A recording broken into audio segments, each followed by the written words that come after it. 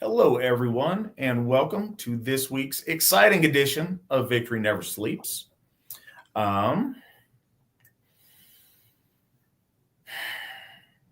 Appreciate everybody joining me. Tonight, we have, as you have noticed, three of my distinguished AFA colleagues. We've got Witans Young, Witans East, and Witans Erickson on to talk about an Ásatrú-Centered life. And so the concept for the picture with the AFA trihorns on the sun and the planets, that was really cool and seemed very self-evident. The concept of what I wanted to title the episode, not so much, because there's a lot of nuance in the concept that I want to talk about this evening, and probably a lot of ways it can be expressed. But the theme, and I think we've hit the topic of living Asatru a number of times from a number of different ways. And I want tonight's episode, at least the first portion, to be a little bit more, have a directionality to it. And I'll get to that in a second when we get to the meat of tonight's program. First, I would like to, and I should have consulted a calendar so I have the dates on hand, but producer Nick will help me. And if he doesn't, Witans Erickson is sure to. We have coming up relatively quickly winter nights in New Hampshire. We are doing New Hampshire winter nights at folk builder Ron Boardman's property, the lovely Othala Acres that we did it at last year. It was beautiful and crisp, especially that time of year. It was very nice, and this year plans to be even better, so I'm looking forward to it. That's going to be October 10th through the 12th, and you can get your tickets for that at runestone.org, or talk to any of your Gothar, you can talk to your Gothar if you'd like, but I was going to say any of your local folk builders. They can get you all set up. But matter of fact, and from my misspeaking, any member of AFA leadership would love to get you set up for it. So if you'd like to come, let somebody know. We can get you all set up and let you know about ticketing. It's just a neat time to be in that part of the country. It's some of our amazing people and something I kind of always look to. This is look forward to. This is it's a nice time of year. I think that we all have different seasons that speak to us or that, are particularly moving to us. But, fall into winter has always been, it's been kind of special. And I think there's plenty to go into that with the thinning of the veil and a lot of different things. But fundamentally, in a lot of ways, it's just really cool. And I think it's a nice time of the year and one I'm looking forward to sharing with my AFA family. So October 10th through 12th, if you can be in New Hampshire, we would love to celebrate winter nights with you. So please keep that in mind. Weekly update on Freyshoff. So there's exciting things happening. Things are awesome. We will absolutely tell y'all more when we're able to, but exciting things are happening. Everybody should be happy, folks. And also, you guys are really generous, and I am blown away by it. I'm very appreciative of it.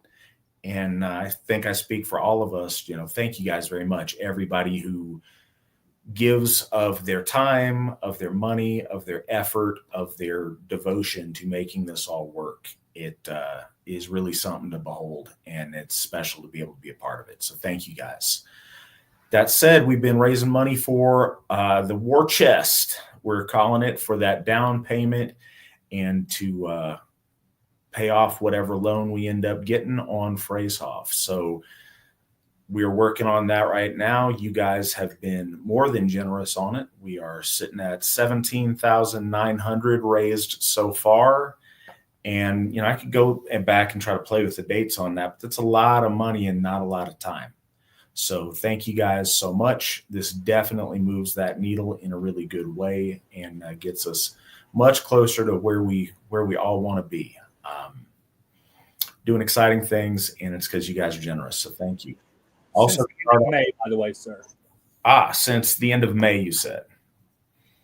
All right. So, yeah, that's tremendous. Thank you guys very, very much.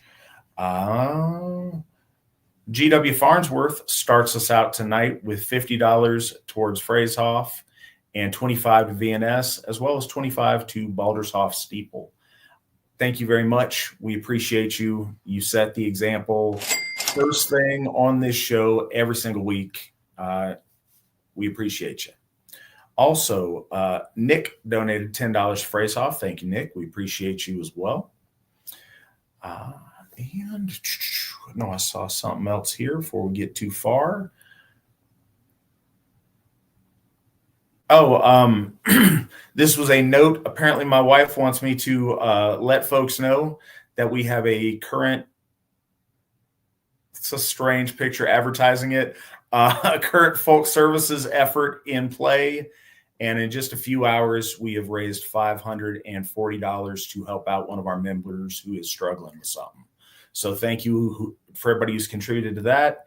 If you are interested in donating towards our folk services effort, also donate at runestone.org. Yeah, we appreciate that. We appreciate all your generosity, and you can see different ways or different things you want to give to there if you're so inclined. All right. So tonight, I mentioned a little bit earlier the idea of an Ásatrú-centered life. And a couple of the concepts I wanted to kind of key in on tonight are the idea of increasingly making your life holistic, where all the pieces match together and synergize. We live in a world in our modern age in the West where too often we are very, very compartmentalized in our approach to life, to family, to friend groups, to our faith community, and whatever other things we're involved in. We compartmentalize and we're like little different versions of ourselves to different people. And you have to adjust your settings for every situation that you're in, because we have, I don't know, to a degree, we all have different masks we end up wearing. I think the nicer way we say it in the West is, we wear a lot of different hats, but I think those hats often do a lot to conceal us and separate different pieces of our life out. One of the biggest overarching components in the area and understanding of health is the idea of being whole. When you're missing a piece, when something is missing or a piece is broken and not congruent in the overall whole, the whole suffers. When all of the pieces are working together, they synergize, and the value or the effectiveness is enhanced. And I think that's very true with us as individuals. And so to that end, and I've encouraged folks on here a lot with it, but I want to talk a little bit more about what that looks like.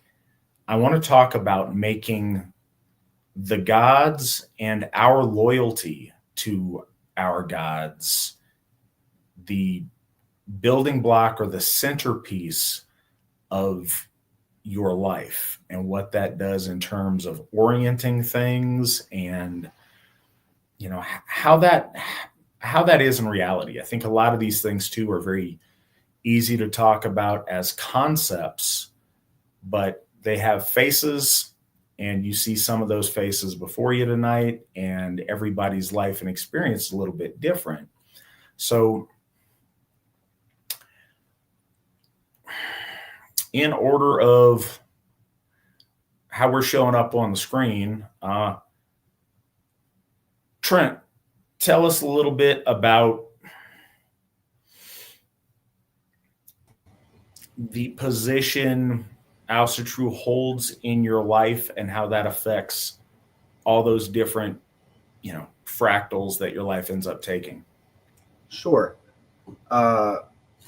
something I think about a lot is, would my ancestors be proud of me? Would they see what I'm there? Do they look at what I'm doing and do they approve, or do they look at it with disgust or whatever? And then on a more grandiose scale, I don't think this directly as often, but sometimes I like to think, would the gods be, approving of this action that I'm taking, this decision I'm making, whatever? Is this something that's going to bring glory to the ICER? Is it something that's going to bring glory to the AFA as the Church of the ICER? I don't want to say literally every decision I make. There's mundane stuff that doesn't revolve around Asatru, of course, but any of the big stuff in life it's just kind of a thing in the back of my head at all times, I suppose. Is this the right thing to do? Is this the noble thing to do? Can't think of any specifics at the moment, I suppose, but that's pretty much it, I guess. Well, okay. So some kind of, does your family know you're Asatru? Oh, I see. Okay, yeah, I am openly Asatru. I go to work, and I work in manufacturing in the state of Georgia. So there's lots of Guatemalan gentlemen. I wear my hammer outside of my shirt. Some of them don't care. Some ask what it is, and I explain it. The CEO of the company knows. I go out into town. It's a small town, and I've been in the news before, so everybody knows I'm Asatru. My family knows. The born again Christians in my family know. The left leaning atheists know. Any space I go to online will know, because I tend to just tie whatever I'm doing online to my role as a Gothi in the AFA.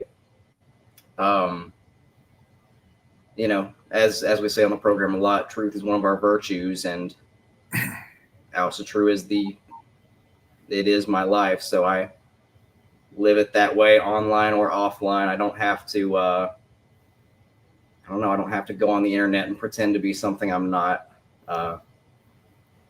Everybody and people I've met too, I've gotten the comment before when I've met people, they'll remark, sometimes as a compliment, sometimes not so much, that I'm just as stubborn or whatever online as I am offline.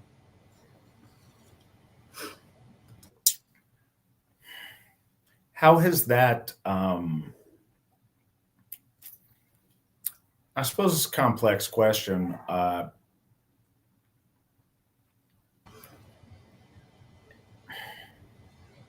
Okay. Have you always been openly Asatru with your family? No.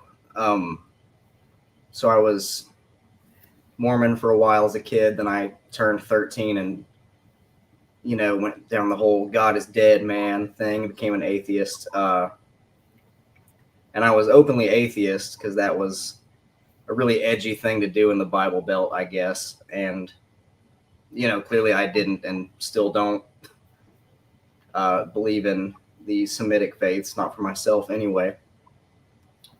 And when I first got into Asatru, I've told the story on here half a dozen times now, but like I mentioned, just hearing about Asatru and learning about it, it was like the flip of a switch. And I think that was, by design, so to speak. And so I knew I was going to sound ridiculous, I guess, if I just came home from high school one day and was like, well, no longer am I an atheist. Now I'm a full hard polytheist. So no, I did not. I would, I bought like a hammer on Amazon or something at the time and started wearing it. And people would kind of ask me what that's about. And I'd be like, well, I just like Vikings and stuff. They're cool. So yeah, I sort of skirted around it for a while. And then when I started folk building in 2017, some people kind of caught on that I was taking this serious. There was a time specifically when I was going up to Winter Nights in the Poconos in 2017. I didn't tell my parents or any of my family I was going. I just got in the car and went up there, and I remember my dad called me and was like wanting to meet up for lunch or something. And he was like, "Where are you at?" And I said, "Oh, Scranton, Pennsylvania area." And he thought I was joking. And that's when I had to like really come clean to him specifically about, no, I think I said heathen at the time, probably. And that was sort of the point, I think, where I started being a little bit more open about it. And, just kind of went from there. It became easier, I guess. And then some, I started being so open about it. As I mentioned, everybody in the area knows I'm Asatru now, whether I like it or not. I do like it, for the record. But yeah, no, I definitely had to kind of dip my toe into it. I was almost embarrassed of it at first, but not embarrassed enough to not go to AFA stuff. It was a funny line to walk, and I'm, 1,000 times happier now just being openly Asatru, being openly pious to our gods, and getting to speak to people about it and everything like that.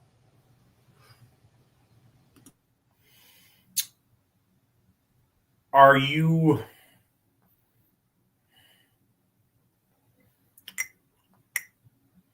you Asatru when you met your wife? Yeah. Yes, I was. Yeah, actually I met her a week before that trip to the Poconos I mentioned. It was kind of like that thing you see in like old movies where a guy sees a pretty girl across a crowded room. And I specifically remember thinking like, man, do I like wear my hammer outside of my shirt and like potentially scare her off? And I decided yes, I think, because I forgot to put it in my shirt. So I accidentally decided yes. But my wife is not a fan of Christianity. So that worked out well for me, obviously. But yeah, I was mostly openly Asatru then. And then from that point forward, just, yeah, openly Asatru from then on.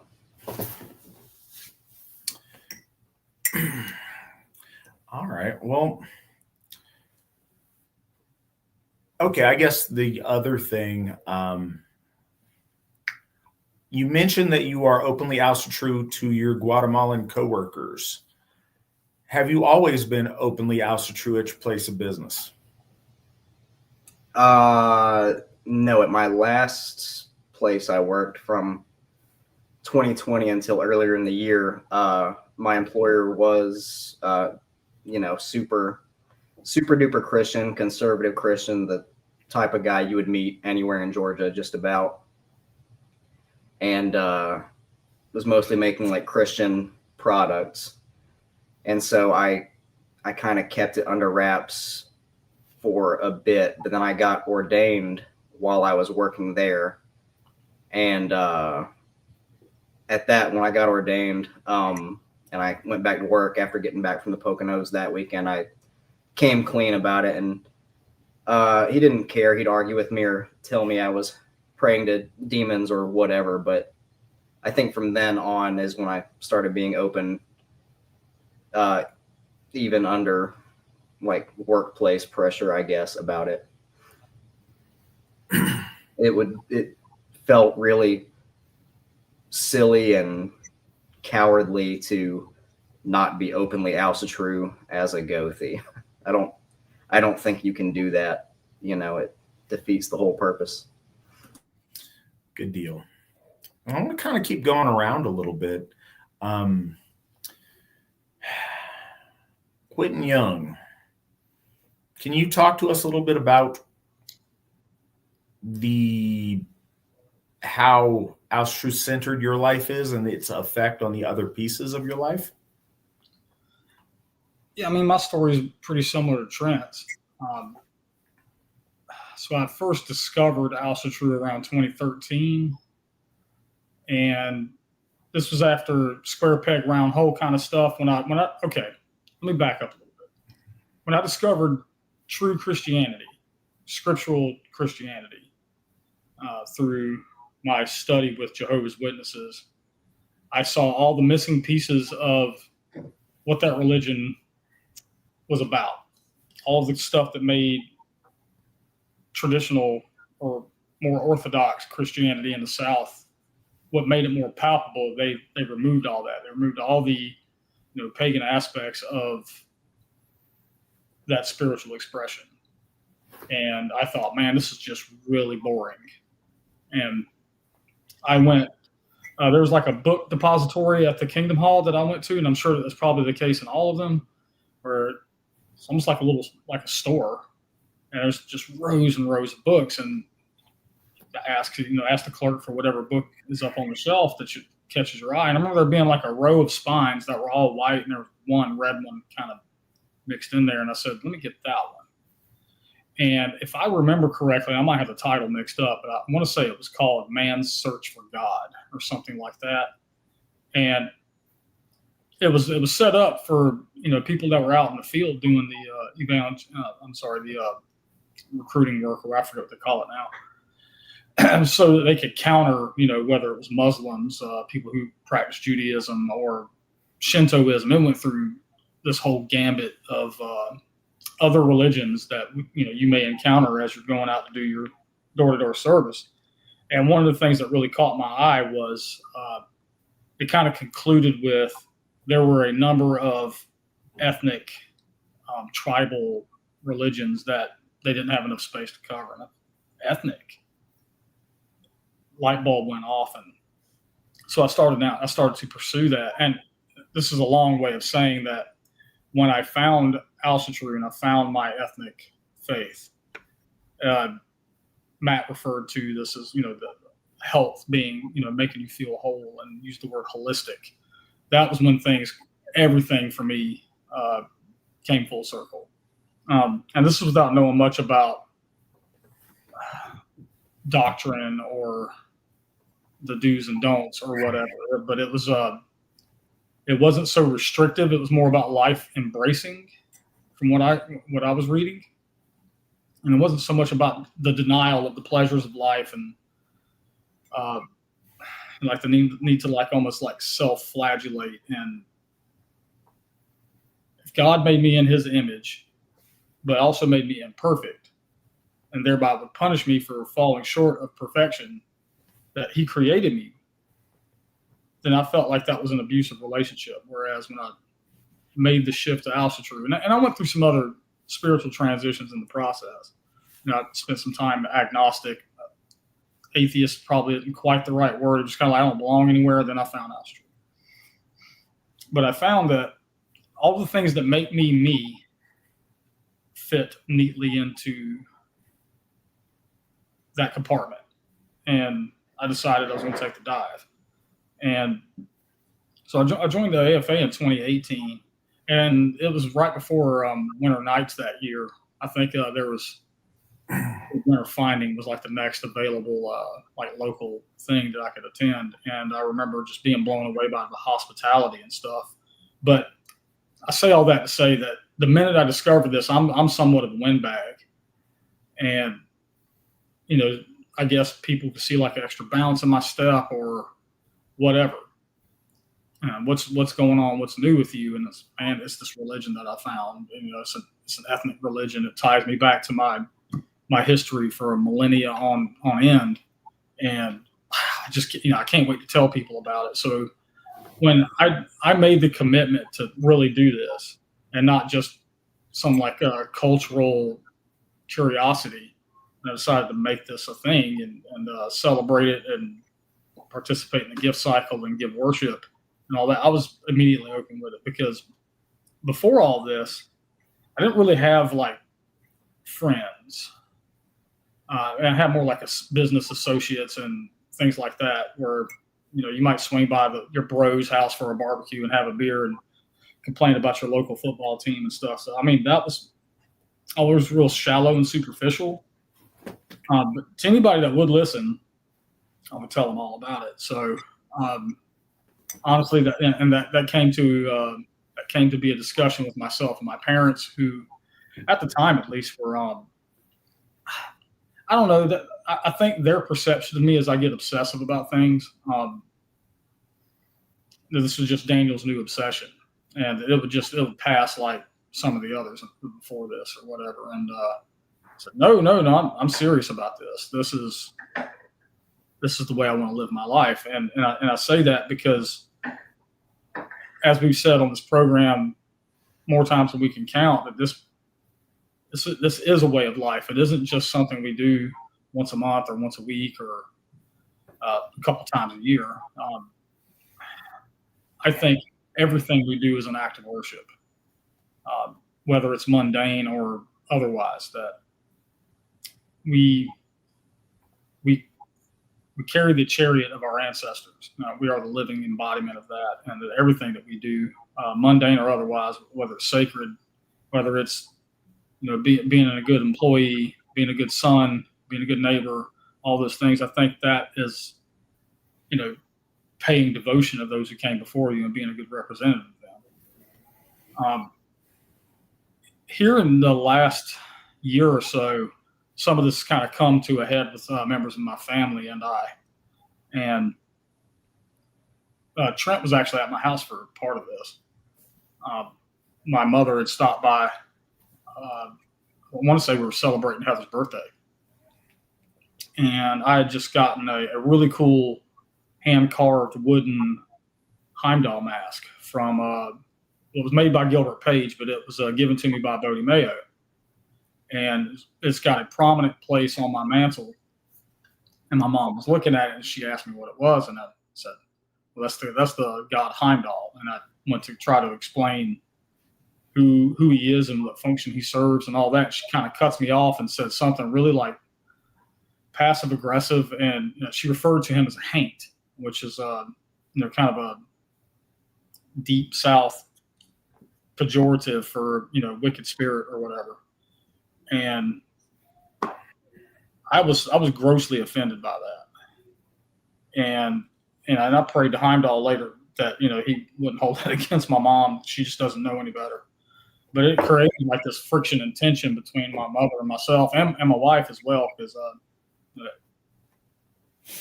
I'm not one to just jump at my parents, regardless of where they stand on things.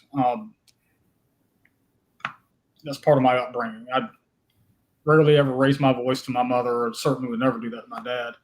But Heather has no such compunction. She went straight for her. We don't disrespect what you do. Don't disrespect what I do. But okay. So what does all this mean?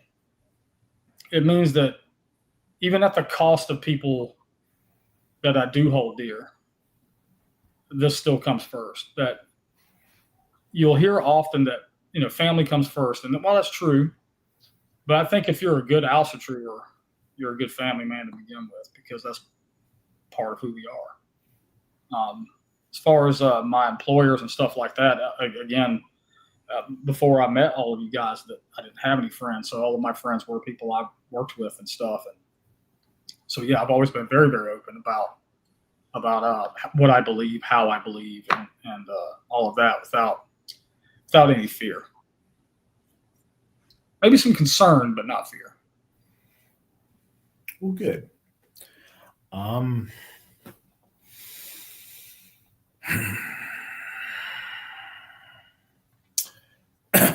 Just trying to think of how I'm gonna weave the narrative this evening. All right, Cliff, same question. What does the central role of Asatru look like in your life, and how does that affect the other portions of it? So I wasn't openly Asatru to start. I started learning about Asatru in 2010 or 2011 through other interests, and I did the internet heathenry thing for a few years there, and then I started to go out on these I guess meet and greets. Not all of them were AFA. Some of them were, trying to see what this whole thing was all about.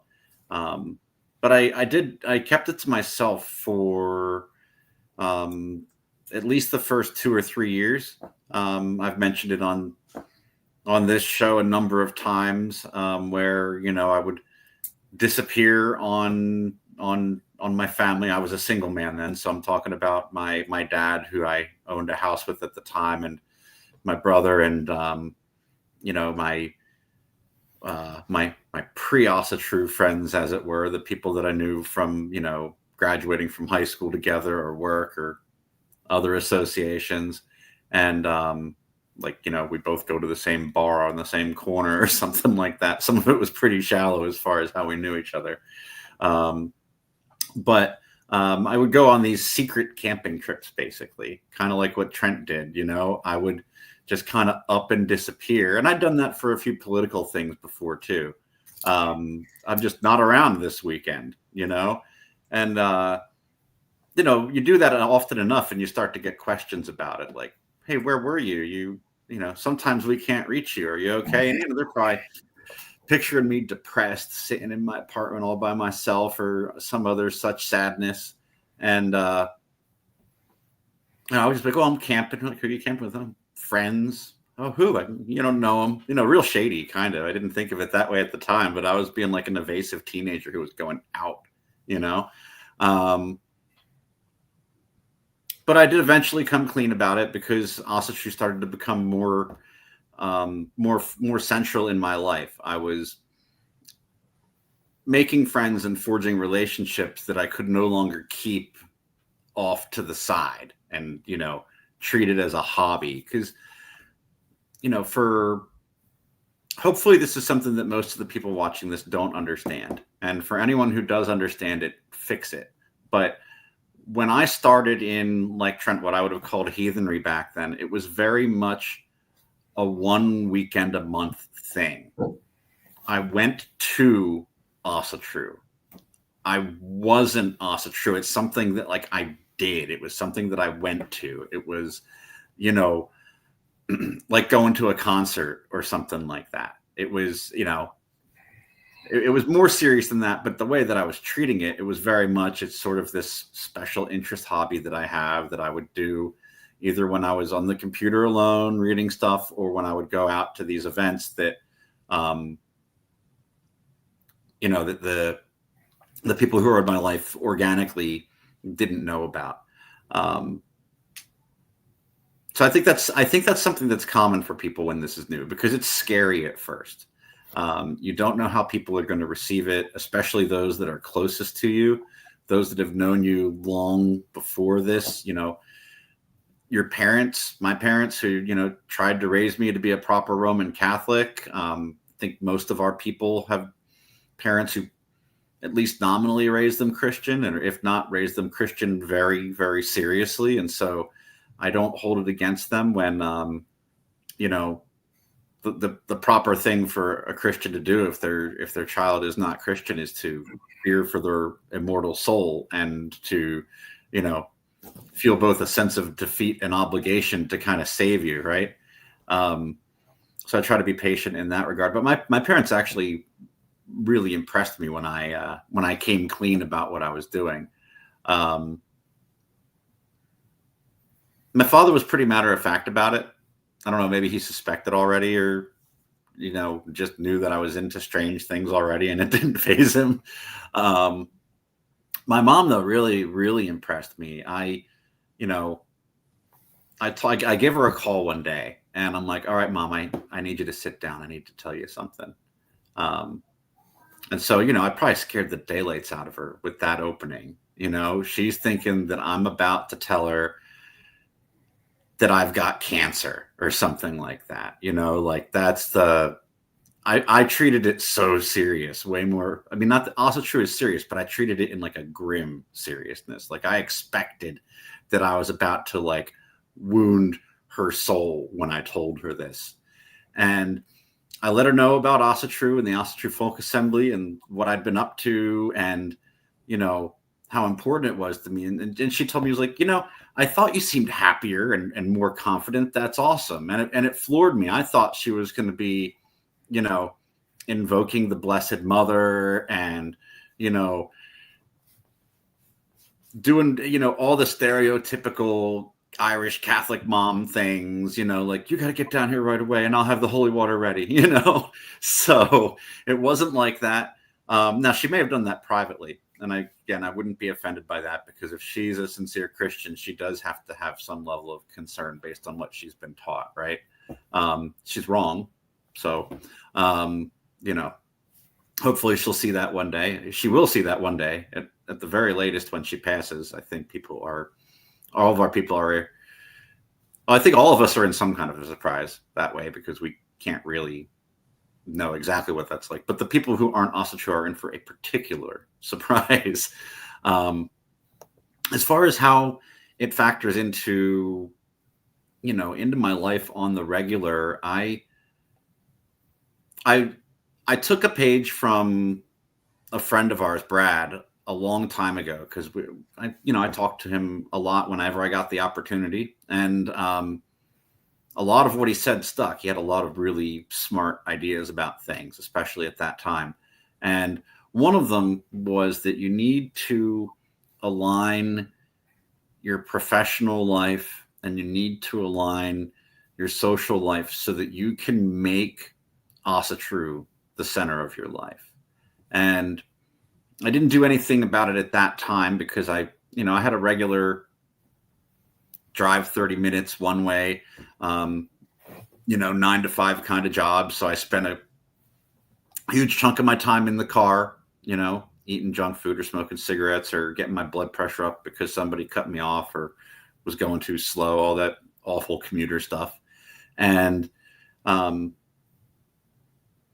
that job ended up changing in a way where I guess officially I was let go, but they gave me a really nice severance package. So that was the year that I went and I did all of the national events that we had at that time, which was Winter Nights, Ostara in the South, Midsummer in California, and Freyfaxi in the Northwest at that time.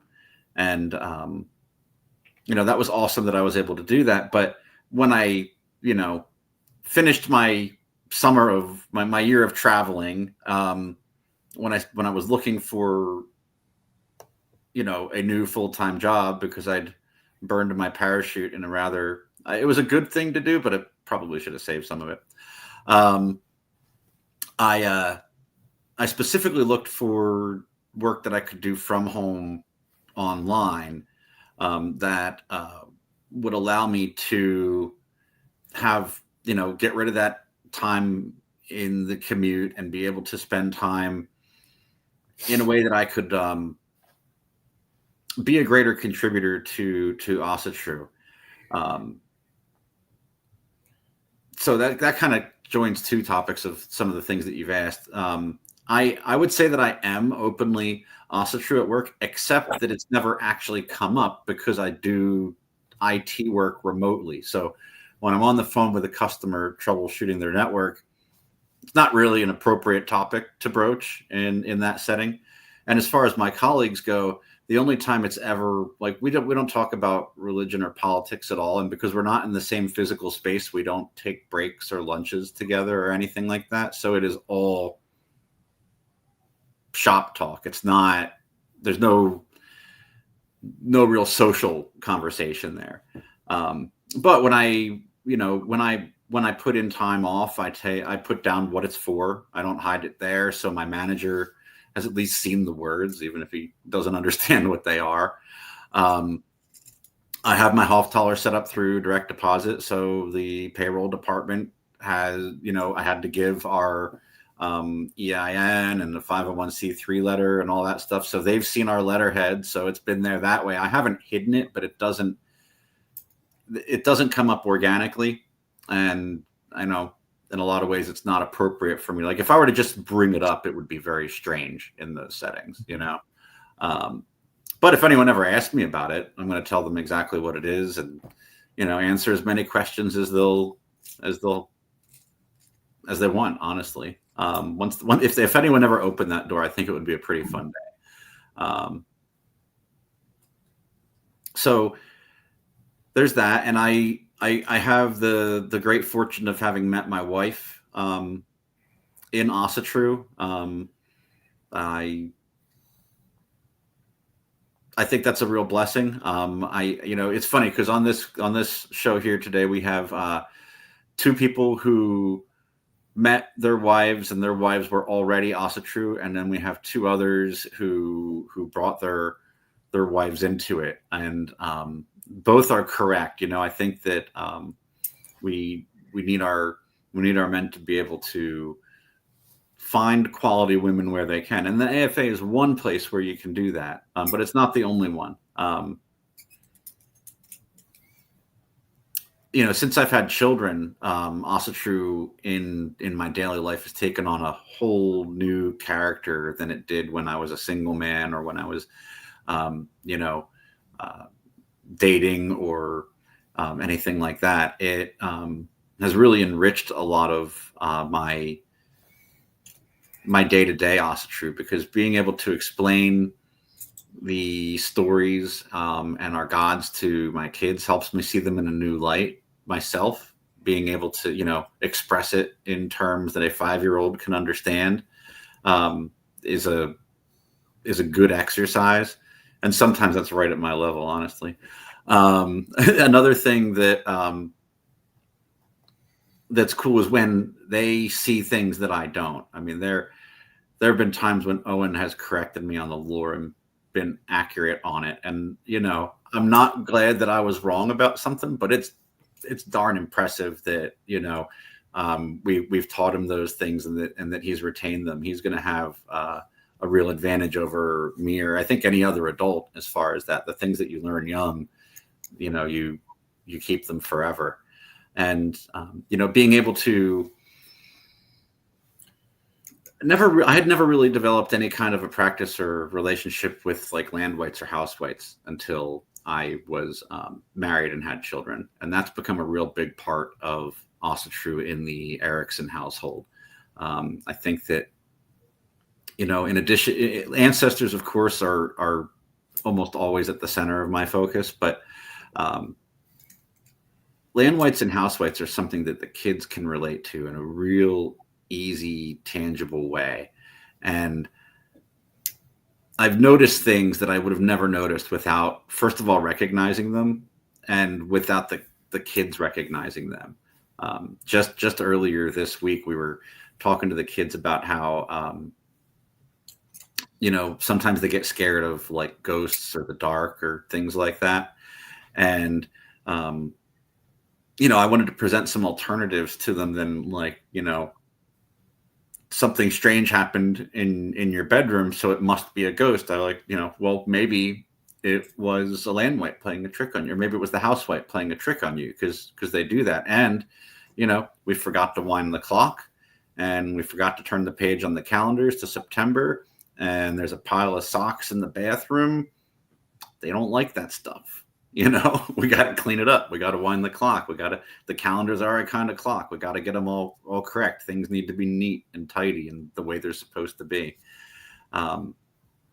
So that part, brings me a lot of joy. And it's the sort of stuff I never would have thought of 10 years ago, as far as how I was approaching through those little day-to-day things. I'm a priest of the Aesir in the Asatru Folk Assembly, right? So I take our religious practices, and in particular devotional practices, very seriously. Like prayer and religiosity are super important, but the work is important too. I don't know quite how to express it, but sometimes I think that somebody who prays all day but doesn't contribute any work into moving forward our declaration of purpose, who doesn't make Asatru real for other people, or inform them about things, or help to maintain or dedicate our hofs, or any of the vast number of things that someone can do that are, real work things that help move the ball forward, as far as letting all of our our white brothers and sisters out there who don't know this is even an option for them. For me, I think that is in many cases, not all, it's not a like for like comparison, but that a lot of that is more important than, simply praying a lot. And I'm not obviously suggesting that people shouldn't pray, but that's not enough. And maybe that's the Catholic upbringing in me. It's the whole works versus prayer kind of argument that Christianity has sometimes. But I don't think that's a Christian argument in particular. I think that's a religion argument in general.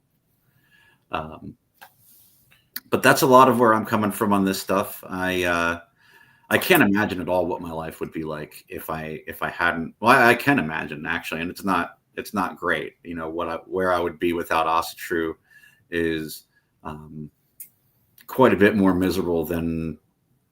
Not this isn't miserable. It is just it's miserable compared with where I am now.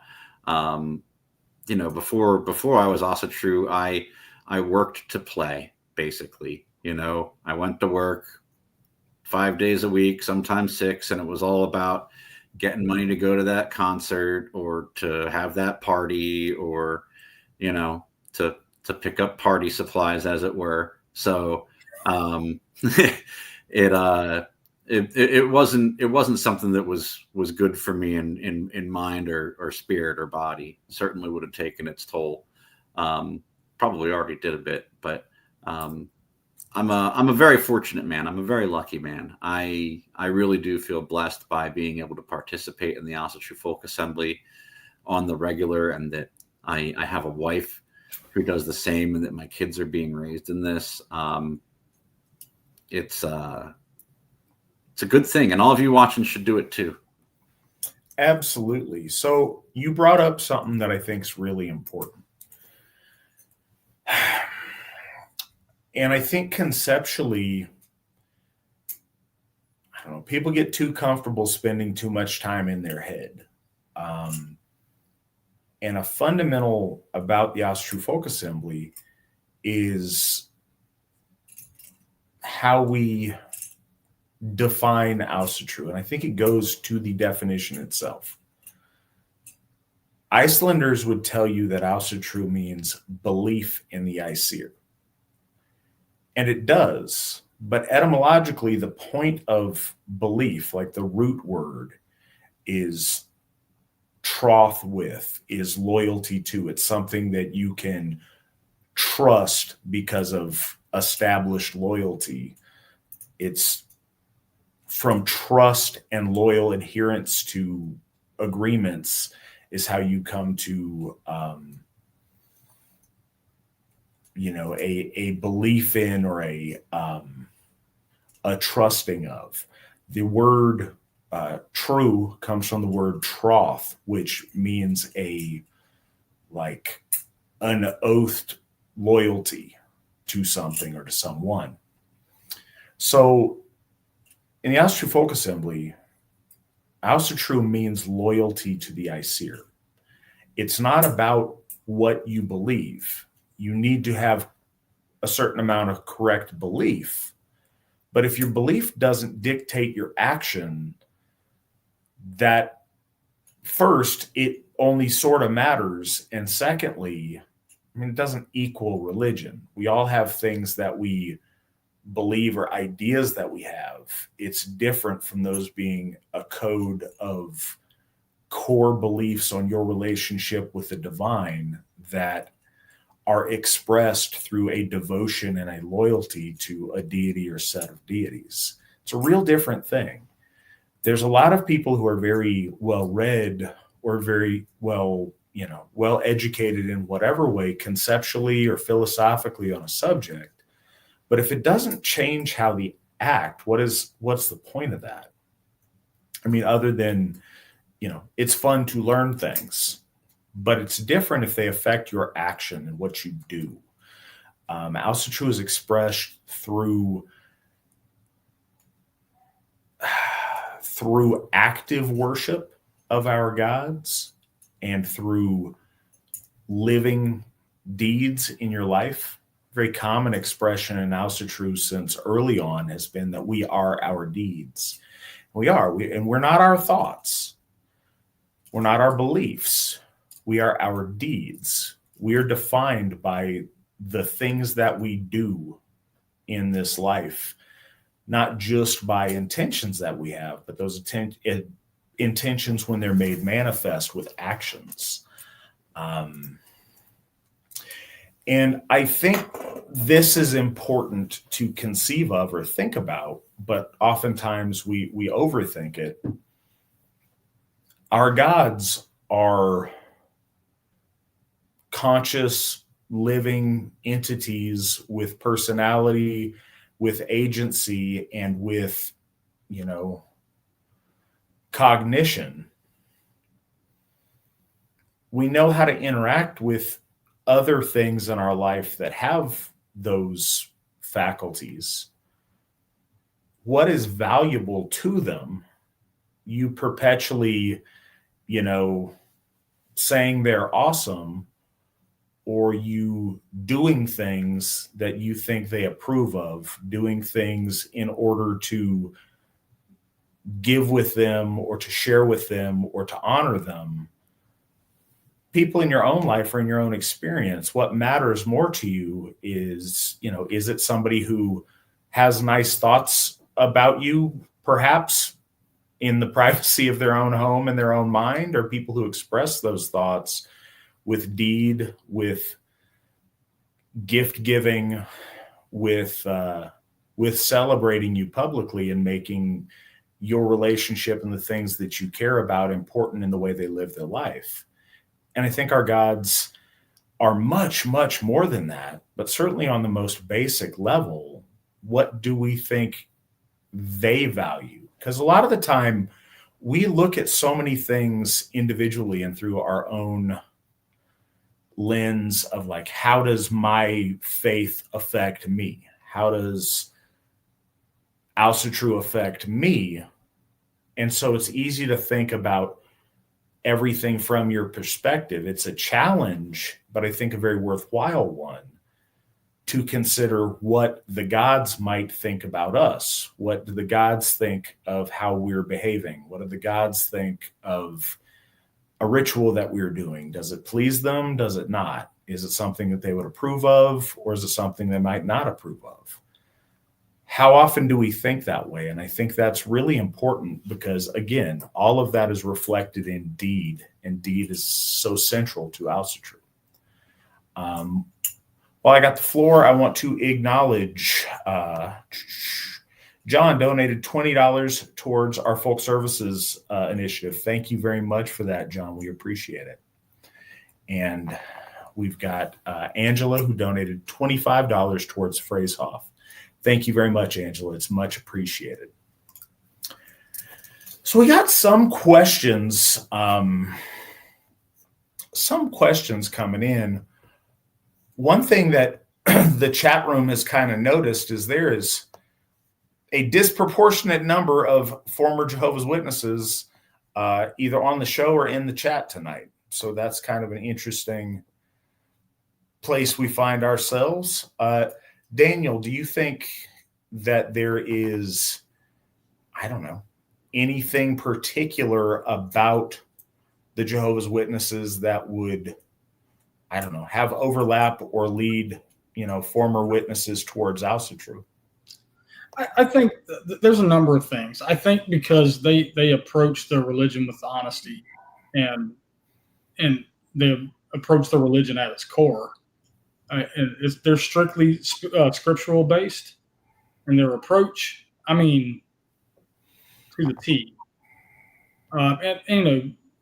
There may be debate amongst other Christian scholars about the accuracies of translations and things of that nature. But I'll say this: they know their Bible, and one of the things that really struck me was that I mentioned earlier that they stripped away all of the non-Semitic Aryan traditions from the faith.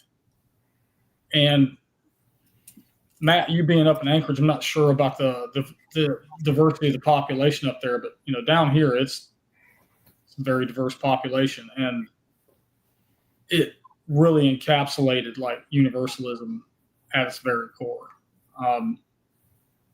They're very traditional and almost fundamentalist in their approach. They're not about degeneracy and stuff like that, but they certainly don't see color. Ethnicity is absolutely nothing. It means nothing. We're all, children in God's eyes and all that. But there was a specific passage, and I believe it was in Genesis. And I'm really embarrassed to say that I can still remember this passage better than I can remember some other things. This was after Jehovah had found that Adam and Eve had discovered they were naked and covered themselves, or were hiding their nakedness from him in the Garden of Eden. And when he came upon them, he said, "Why are you hiding?" And they said, "We are naked." So you've eaten from the tree of the knowledge of good and bad. And he starts to skin this animal and gives them clothing to cover up with, and tells them to consume the flesh. But he specifically says, "Do not consume the blood, for the soul is in the blood." And that line and that particular part of the Bible stuck out to me. The soul is in the blood. It almost echoed in my head over and over and over again. My blood is not in the desert. And that was what kind of hurried me along to this path. I talked earlier about the square peg round hole. And I probably did a poor job of explaining it, but it just felt like I had to change everything about me that made me to fit into that worldview. And it's a lot of denial of, I won't say denial of life, but certainly like enjoyment is almost viewed as a sin or falling short. Idolatry is a big no-no there. And hero worship. A lot of things are called hero worship. Like I'm a kid from the 80s and 90s, so I had football players' posters on my wall and stuff, and that's hero worship.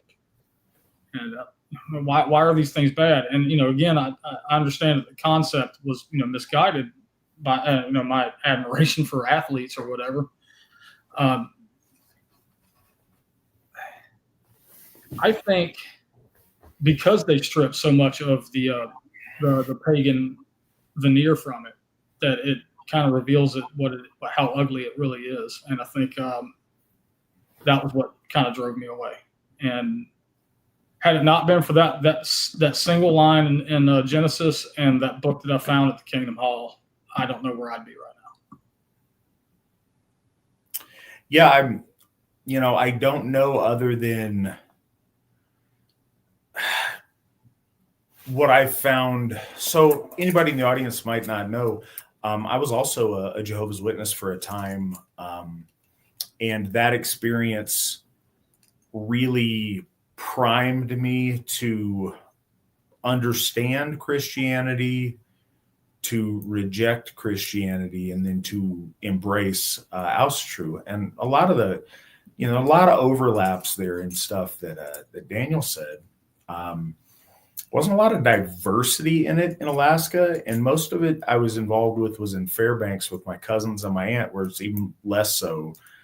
There are almost no Alaska Native Jehovah's Witnesses, as far as I'm aware, but there was, mostly white people, because that's most of the population there, and there was, a couple Hispanics and a couple blacks and a mulatto lady, and I think that was most of it. But it wasn't super diverse. But I remember that I always remember all of the frequent Watchtower pictures of the diversity, because I'd have the Asians with the I don't know what you call the Asian hat that they wear when they're in the rice paddies doing Asian stuff. And there's this, blue black dude in a dashiki doing something. And they're all in Switzerland building log cabins with their, rainbow coalition of those that made it into the new system. So don't forget that they were snuggling with predatory large cats. Yes, they're snuggling with the predator. There was a lion that I think there was a white lady snuggling with a lion. Yeah, I remember a number of those pictures. They stick out in my head. They're real iconic. But yeah, they did a really good job of honestly removing all of the pagan elements from their Christianity and keeping it real biblical. And I think that there's room for debate on the biblically speculative things. Like they like to get real fussy about Jesus wasn't killed on a cross. It didn't have like a crossbar. It was just a straight pole. And Christians who use a cross are doing it wrong. I think that's highly up for archaeological debate. They've got a whole bunch of math they do on prophecies that I think is debatable. But as far as like removing non-Hebrew influence, I think they did a pretty good job of that. And it was very telling because it took all of the cool things out of Christianity and it just left the Semitic evolved Judaism that Christianity fundamentally is. And it certainly wasn't for me, and it's not ours. Like all these gentlemen said before me, it would be hard for me to imagine my life without Asatru. I have been fortunate enough to build my family within the Asatru Folk Assembly.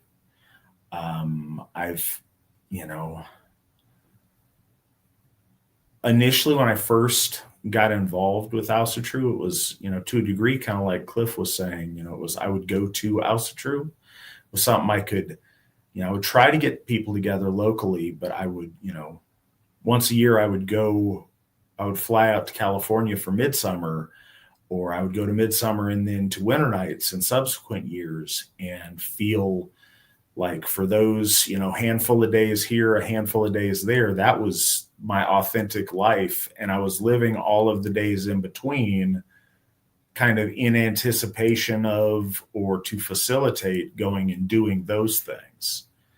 And so I very consciously, it seems obvious with me as the Altair Gothi that, yeah, of course my life revolves around Asatru. But that was a very intentional thing that I sought out and did. And my life's been amazing so far because of it. And it's hard for me to imagine life without it. It's, my friends group is all AFA members.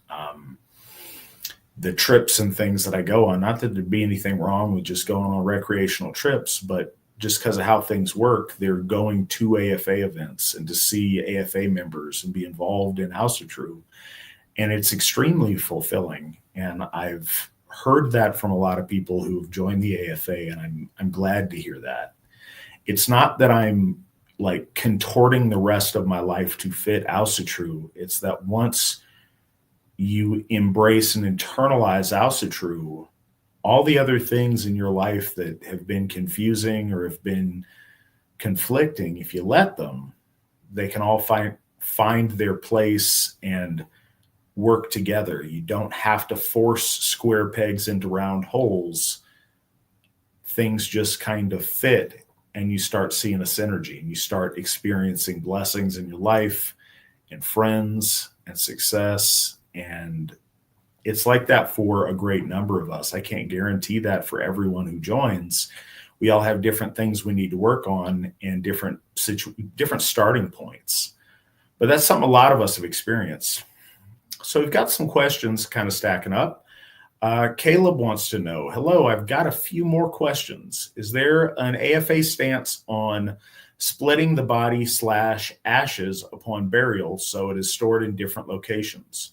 What are some pros and cons of doing that? What about making jewelry from the ashes by compressing them into diamonds? There is not a official AFA doctrine on it, but I do have some thoughts. Trent, what are your thoughts on this subject? I don't have any deep lore based answer to it. And it's something you and I have discussed before also here at Gothi, because we had a Georgia member who passed away a few years ago, and I did his funeral, and his family wanted his ashes split. some buried at Njordhof and some with them. And I'm not going to tell them no, you know what I mean? That's someone's son, someone's brother, whatever. But there's something about it just feels, I would not want my ashes split up. If I were the executor of someone's will, I would not split up their ashes unless they specifically requested that. But again, I don't have an Asatru-based reason for it. It just doesn't feel right. I don't know. I like the idea of keeping the person or the person's remains as whole as possible. What are your thoughts, Daniel? Very similar to Trent. I think because we don't view the body as something separate from the soul. That it's very apparent. Very prominent part of the soul complex itself. I think it should be kept whole. But I don't have Rick Stula stanza 37 says kind of thing. Cliff, you got thoughts? I do. And like with many things, I'm going to have more than one point of view on this just because for a long time, I actually had a strong preference, falling somewhere short of being a strong proponent of non-cremation and of interring bones because of what Daniel said, is that we believe that the body is part of the soul complex, and that I saw and I still see in the proper context a great value to having the body, which eventually will be bones, no matter what you do to it to try to slow that process, available for descendants to come and visit and commune with the ancestor. I think there's a lot of value of that. A lot of our stories, have pretty significant moments where someone will go to a grave mound or into a grave mound and, converse with their ancestor. And I don't know that sort of thing was necessarily seen as possible without the physical remains being there. There's a reason you had to go to the grave in order to do that. And actually, it was you, Ásatrú-Centered, who, I don't know if you knew you were doing this, but that you kind of changed my thinking on this, because we were talking about cemeteries at our temples, at our hofs, and, practical and spiritual conversation was going at once as far as how to, lay out plots and, what we would make available to the folk. I don't know how many people watching this know this, but if you are a member of the Asatru Folk Assembly, you have the right for your remains to be interred permanently at a hof of your choosing. And Ásatrú-Centered, Matt and I were talking about the practicality of that. What happens when somebody wants to bury, a full coffin and, build an obelisk above it? That they would have to, that's not the automatic thing. The automatic thing is, you can have your cremated remains in an urn buried in the grounds there with, a memorial stone. And certainly I think the option is there for people to, make a contribution to have more than that. But the basic thing that someone's entitled to is the plot for the burial of the ashes. And how might they make that happen? How can they make that happen? They would do that by putting that in their will, but that's not exactly what I'm talking about right now.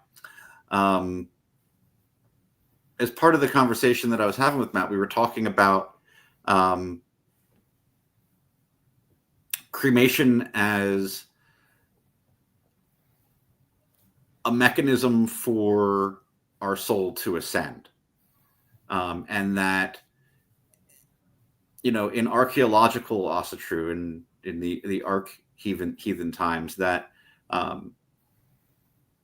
interment of whole physical remains was a more common thing, but kings and great warriors had ship burials or ship burnings, and that was, that was almost reserved for the elite. And it changed my thinking on it, in that, I had been against the destruction of the body because, in a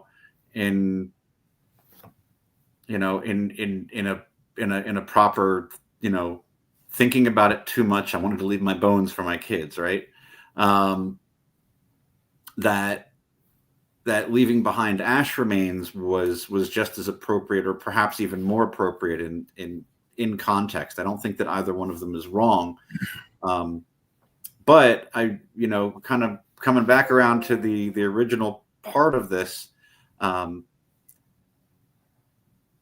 destruction of the body through cremation, to me, is already a release of that corporeal part of our soul complex.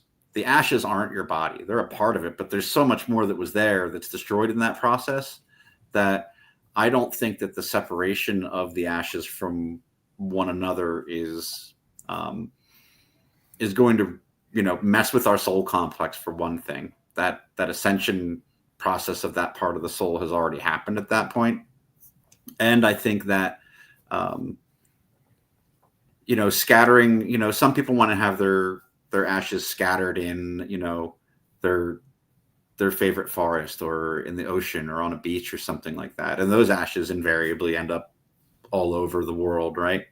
Some people want to have their ashes put in one of those little tree plant potters, and so the materials from that would go up and become part of the living tree there. So I don't know that distributing your ashes among several loved ones rather than one would be inappropriate. I can see a certain spiritual power to that, and certainly a sentimental value to that. If you have 3 children and you give them each some of your ashes to carry in a locket, or to have as an urn on their mantle, or, in a very stylish way to compress into a diamond, that's cool. I'd never thought of that. That seems kind of cooler than a tree, as much as I like the tree idea.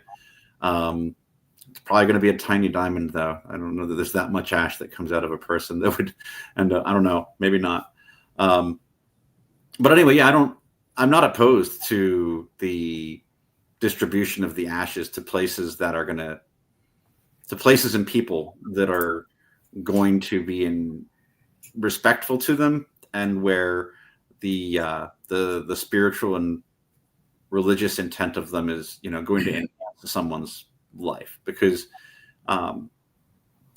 while our physical remains are part of our soul complex, it's one of many, and most of them don't remain in Midgard. Some of them may not survive death. Some of them go back to the halls of the ancestors. Some of them can be recycled in our bloodline. Reincarnated is the better word for it, not recycled, but same thing, really. And yeah, I think that there are strong cases, both in the historical record and in practical modern religious terms, for cremation and, whole body interment. What I think would be a really fun conversation, and then I'll let it go here because this is a fun one, is what do you do if you decide you're not going to get cremated, but you still want to distribute your body parts amongst your loved ones? So I think the idea of relics is awesome. I think, somebody having, I don't know, Herman Detrusky's bronzed finger is a really cool idea. But I digress. So why do I think, okay, so that's funny because you mentioned the quote unquote Christian idea about relics and having pieces of saints' bodies. But why? Because that's an inherently non-Christian thing. That is one of the turbo pagan aspects of medieval European Christianity. And I think that's because the body itself becomes a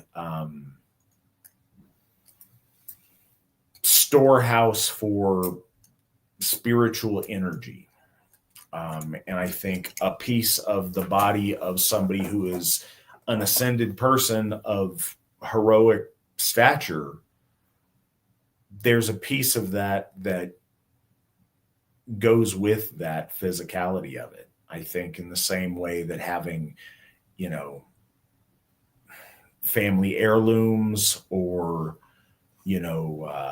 ceremonial implements or weaponry or things that way, there's something that's imbued into that thing that connects you in a special way and that is empowering. And I think that's similarly the case with remains as either bones or as ash. First, I don't think, and the Asatru Folk Assembly does not believe that your afterlife experience has a relationship, good or bad, to whatever becomes of your body. That said, burial has its merits and its places, something our ancestors practiced at different times. Cremation is something that our ancestors absolutely practiced. They practiced often, and it was seen in contrast to the Christians' practice of burial in kind of a special way, and especially associated often historically with the cult of the Allfather. But yeah, if you're lost at sea, I don't think that, you don't get to ascend or you are somehow penalized in the destination of your soul after that. I think at death, your soul casts off the leak or the physical body portion of its pieces, and the pieces that are necessary to go beyond the veil, they do so. So I don't think this has those implications. I think most of the implications otherwise are to those left behind and to the power in your in whatever your resting place is. There is something powerful about graveyards. I think that the human condition and experience resoundingly tells us that.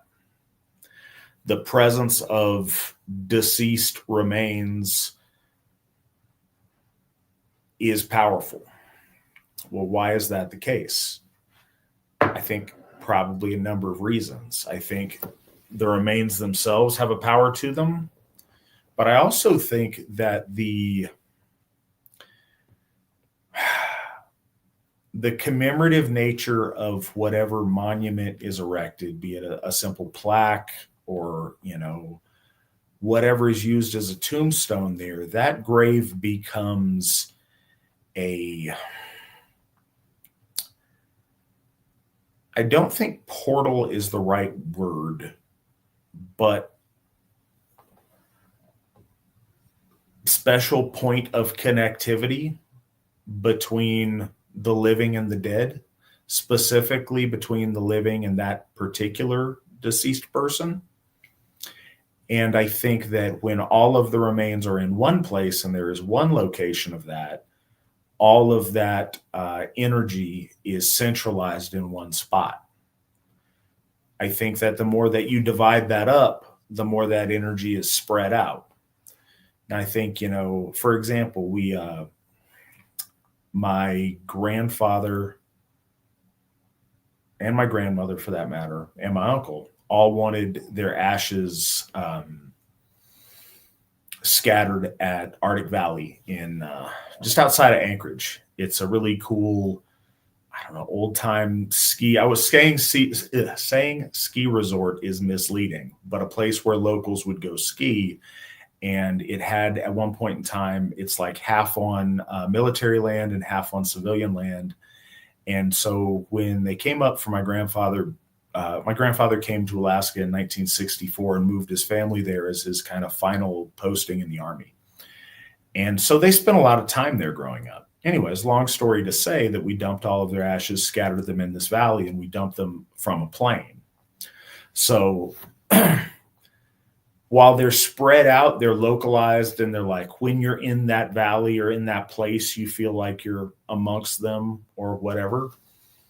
So I get that, but I get, hey, there's a little bit here and a little bit there and a little bit over in this other place and a little bit. I think it disperses that. And again, that's not wrong. That's not wrong.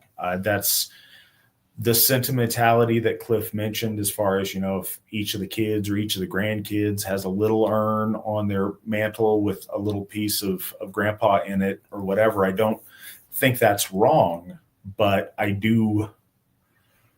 would like all of my remains to be in one location. I endorse that as the best way to do it, but I think there's probably a lot of ways to do it that are all okay. I don't think, as long as they're treated respectfully, I don't think that's sacrilegious. And honestly, I think a lot of it has to do with the wishes of the person who is deceased. If they say, hey, this is what I want done with my remains, then I think that trumps a lot of these things.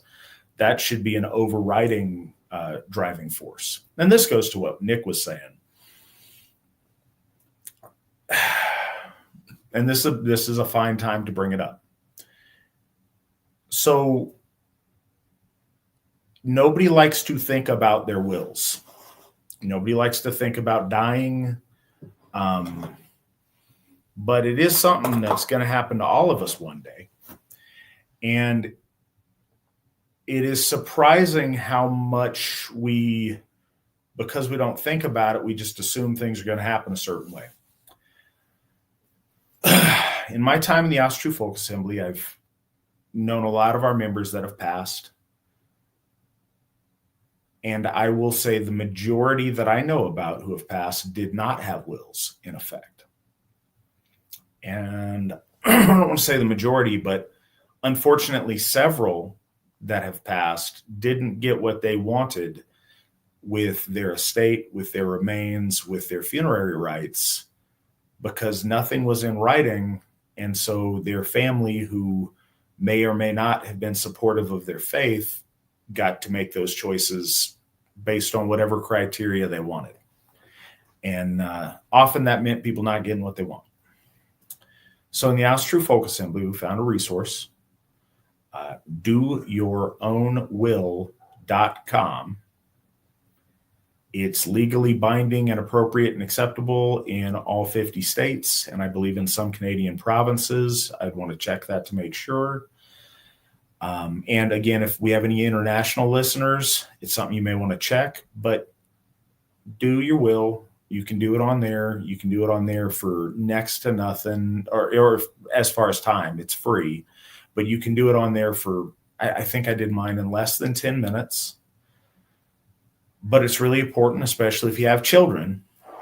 And what we would want you to do is to do your will and have an original signed, notarized copy sent to our law speaker, Alan Turnage, at P.O. Box 16027, Tallahassee, Florida, 32317. Do that, and we are in a spot where we can help advocate for your wishes after you pass. If you do a will and nobody knows about it, then it defaults to your next of kin or whoever happens to fill that spot being able to do what they'd like. If you have a will and that will is registered with someone to where people will know about it, then you can have your will advocated for. Please do that. Everybody should do that. But yeah, if you are an AFA member and you would like your ashes to be interred at one of our hofs with whatever, memorial stone or, sculpture or however you want to do that, there is all of them except for Baldershof. Baldershof is going to have a columbarium for the ashes. It's got a limited amount of space. The other hofs, you get a 4x8 chunk of ground to set up as the grave for your ashes with whatever memorializing that your family would like to do with that space within reason. So yeah, let that be known. Make sure that your Gothar know about that and let that be known. Put it in your will. We have a number of former members and family who are currently interred in or around our Hofs and our grave sites. So please know that's a thing, a part of an Ásatrú-centered life. It's funny because I was thinking about that centering being 2-dimensional and not 3-dimensional. I was, like, well, all the different things you do in your daily life revolving around Asatru, but your life itself and the progression of it from birth to death, that was a really special thing when we got that facility as the AFA and when we broke ground at Odenshof to inter the first ashes of one of our loved ones there. We do marriages for couples. We have womb blessings for ladies who want to be pregnant, for children who are in utero. We have baby namings to welcome a child into our faith community, into the Asatru Folk Assembly, and we celebrate them and care for them as best we can throughout their life with different things like the folk services deal we're running right now if they come into hard times. And then we're also there for them for funerals and for interment of their remains after they pass. So throughout the entirety of an Asatruar's life, we want to be part of that and share that and be there for them in that way. And we're able to do that now, and I think it's a really special way. Another thing that I wanted to talk on briefly, and then we'll go to another question. In structuring your life around Asatru, something I think is really misunderstood or sensationalized in the lay of Rig and the Rig's Thula. There is a vulgarity that people look at it like Heimdall is going around and, basically having some kind of threesome with these different couples to produce the next generation of children. And I think that misses the point of the story entirely. I think the point is these couples who are named, great grandmother and great grandfather, grandmother, grandfather, mother, father,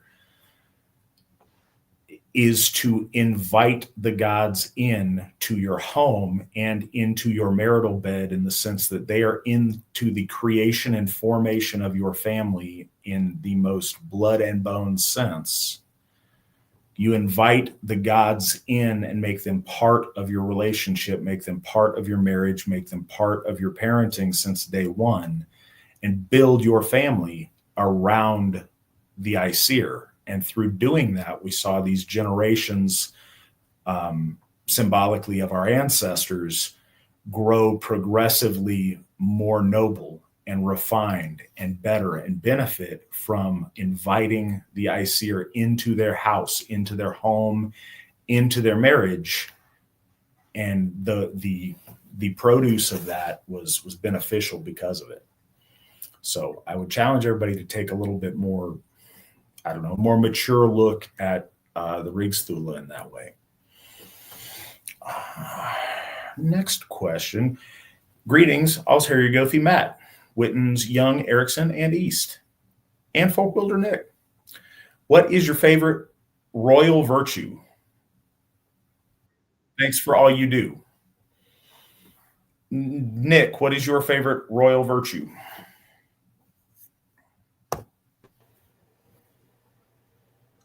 To be fair, I'd have to go look them up.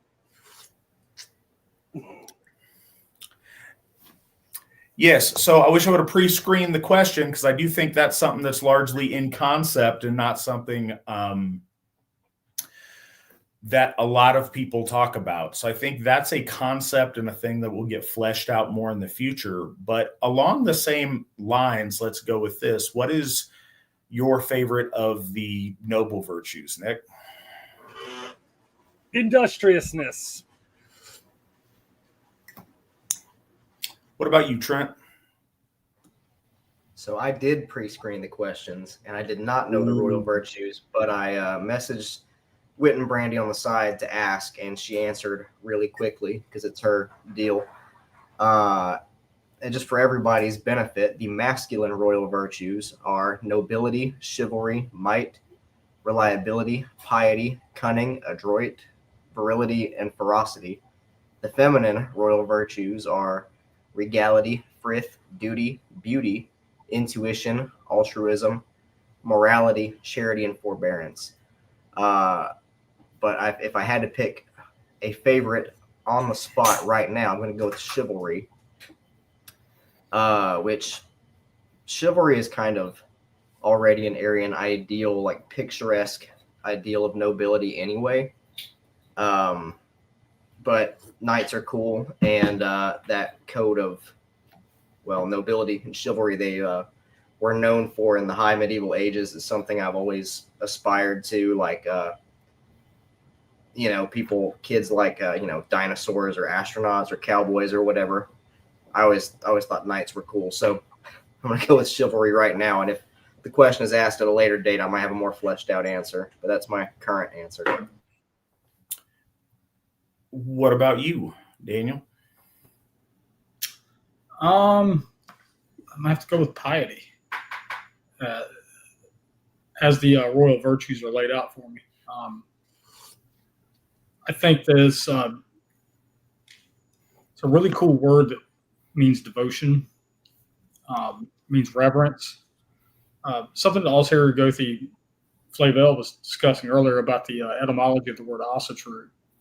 I think that true part that stems from the word troth, that we get now the word true, trust, and truth. I think it signifies not just loyalty and devotion. I think it also signifies alignment. So I would go with piety on that. And if you're putting me on the spot and ask me about noble virtues, I would say perseverance. Cool. What about you, Cliff? So for the noble virtues, I agree with Daniel. Perseverance is very important, especially in our current times. As far as the royal virtues, the one that I think I hold in highest esteem for our ladies is morality, and for our men, reliability. So they're all awesome. All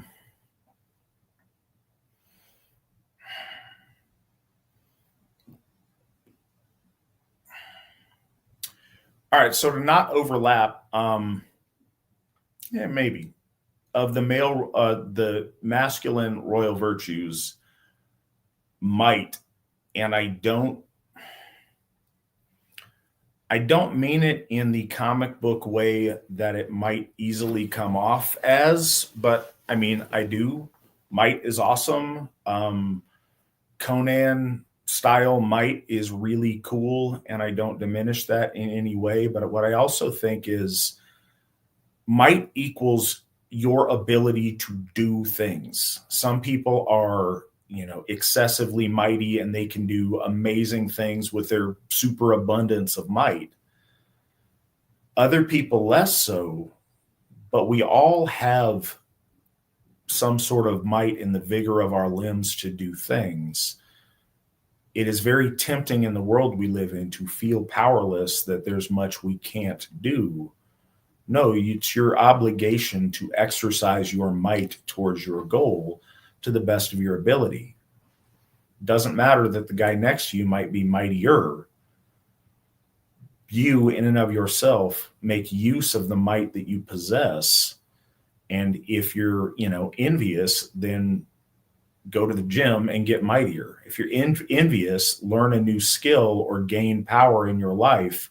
But as a man, it is your job fundamentally to wield and exercise your power to craft the things you are able in your world towards what you want them to be, and towards a better place for your folk, for your family, and for your gods. I'd also say I like that beauty is in there for the ladies.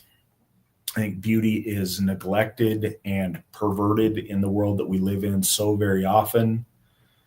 I think beauty exists and in art, in audio art, in visual art, in many, many things, in the artful display of your behavior. But I also think undeniably physical beauty is really important, and it's become like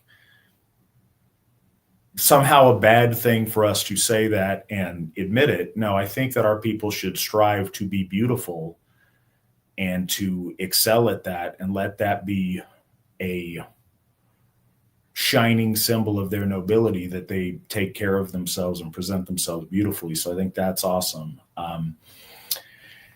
As far as the noble virtues, it's really, they're all good, or else it wouldn't be there. I think different things at different times. But one thing I wanted to mention is truth.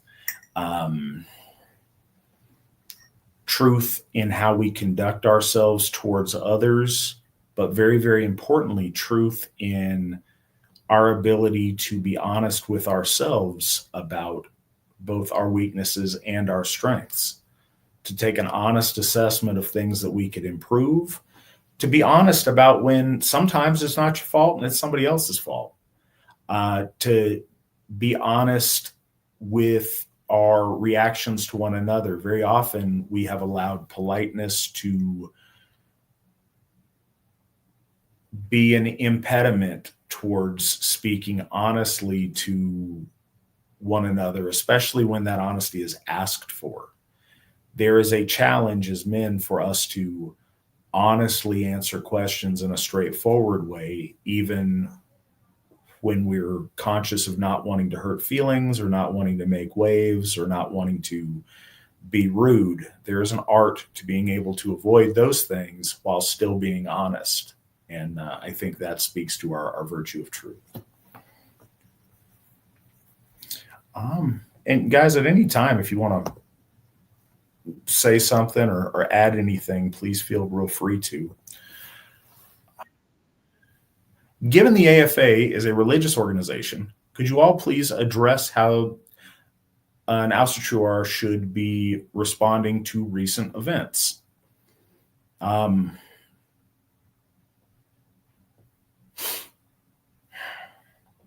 Sure, we'll go around a circle again. Cliff, or we'll go in reverse order. Cliff, what say you?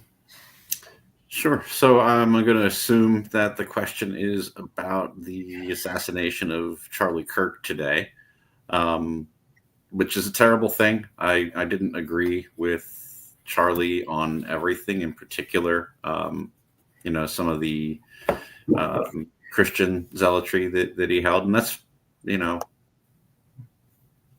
something that I think civilized people can disagree on, even though I know he was wrong about that. But we need to be an example of righteousness. We need to be an example of what's good. So we need to be there for people who are mostly aligned with us, and to be sympathetic to them, and to condemn evil where we see it. And this certainly was an evil act. And I think that overall, Charlie Kirk was working as a force for good in our world today. I mentioned I obviously didn't agree with a lot of his, devout Christian views. I also am not quite a libertarian like he was. Some of my views are different than that. But, the pushing back against the, moral degeneracy that's rampant in our country right now, and in the West and in the world at large, I think is something that was an overall net positive, and that he brought young people into activism and the conversation in a way that didn't exist before. I don't know that there's a particular response other than being good people, being visibly Asatru, and working for what we know is right publicly. It's sad, but I'm pretty sure his family will be well taken care of. I don't think there's any question there. So, I don't know that there's any kind of fundraising or anything that we need to do. But yeah, I think we just need to be honest. We agree where we agree, we disagree where we disagree, and that's not something that I want to see become commonplace, although it's trending that way. What say you, Witans Young? Kind of co-signing what Cliff just said, but I just want to share a quick thought on this. And I texted this to Matt earlier, that a man lost his life because of ideas and words. In 2025, that's appalling. I feel for the guy's family, and I don't like the trend, because there's been random acts of violence. I don't know how much of it is we're just more aware of it, but it seems like our people are falling prey to random acts of violence like this at an alarming rate, and that's unnerving, concerning, and I'm saddened by that. Trent, how should Asatru respond to current events? Yeah, I agree with what Whit and Erickson said, essentially, and this is what Charlie thought he was doing, I suppose, and in some cases was doing, is kind of embodying that virtue of truth, speaking truth, calling out evil and treachery where we see it. And yeah, like Whit and Erickson, I did not agree with Charlie Kirk on everything, and there are some instances where I would have and sometimes did goof on him a little bit for some of his Christian zealotry and pro Israel stuff. But this was a man, a normal family man around my age too, I believe. I think he was early 30s, with a wife and 2 kids, who he was such a, not to get political, he was such a moderate as far as conservative.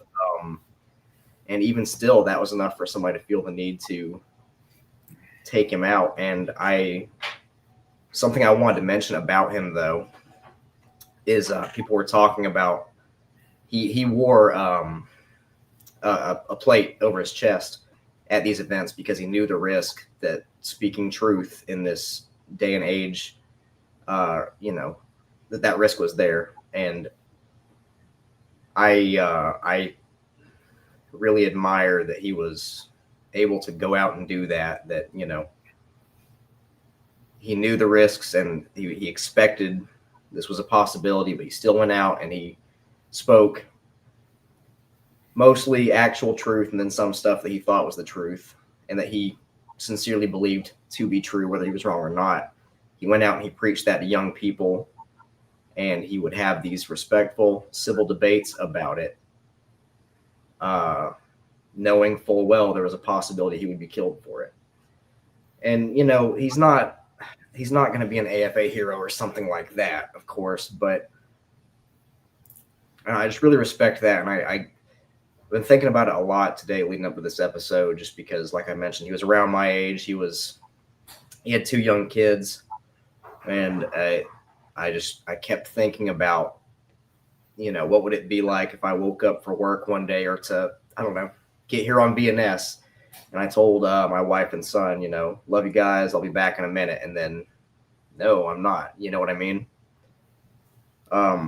So, yeah. All I can say about Charlie specifically, I guess, beyond that, is I hope his journey to his ancestors is swift and uneventful, and that he isn't too terribly shocked on the other side and sees the truth of some things. Yeah, want to address Charlie Kirk's assassination, but also some other current events things. The overarching answer to the question, and I don't say it simply to be flippant, but to be succinct, how should we address that as Asatru are nobly? And I think that means giving thought to what we say and how we say it. A lot of people on our side, I'm sure a lot of people on the other side, but a lot of people in our circles will get very polarized and very extreme. And it's almost like the day-to-day vitriol on social media is a game with nameless, faceless, like, I don't know, computer characters that you're doing stuff with. And so people say really hateful things without giving it much thought because they don't look someone in the face. There's a tendency to, if somebody's 95% on the team, we will say the most vile things about them because they're not there on the other 5%, instead of appreciate and at least have respect for the 95% that, you know, we can get along on. Like everybody here, I don't agree with everything Charlie Kirk has ever said, but I think in general, most of the stuff he says is a lot better than the opposition stuff. I think that most of the values that he talks about are stuff that, you know, we would all probably be really happy with him and his family being our neighbors and feel safe with them in and around our communities and our families.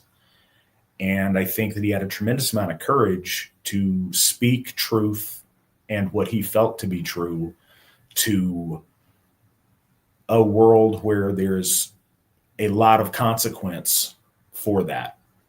And, I think that he's a good man.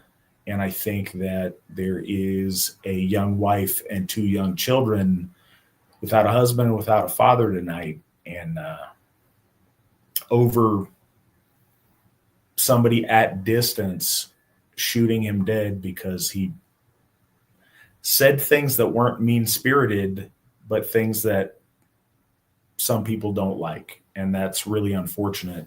And it's a scary and a concerning thing. So we should be honest. And when asked, we should give honest opinions. But we also, there's nothing wrong with having condolences for somebody who is not, also Asatru. I think it is a tragedy when, any young white men and women die for needlessly over senseless things. That's sad. And then I think on another thing that we're all tracking the different lately white women that have been racially targeted for abuse, for murder, randomly, for happening to commit the horrible crime of being white.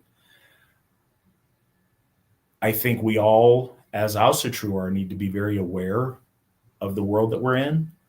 Specifically, as Asatru men, we need to be aware of our surroundings, and we need to, with the murder on the subway, there were men in the picture that didn't do anything, didn't stop anything, didn't attempt to stop anything, and also didn't render any aid to the dying victim. Don't do that. As I mentioned earlier about might, there's a lot of things you can do.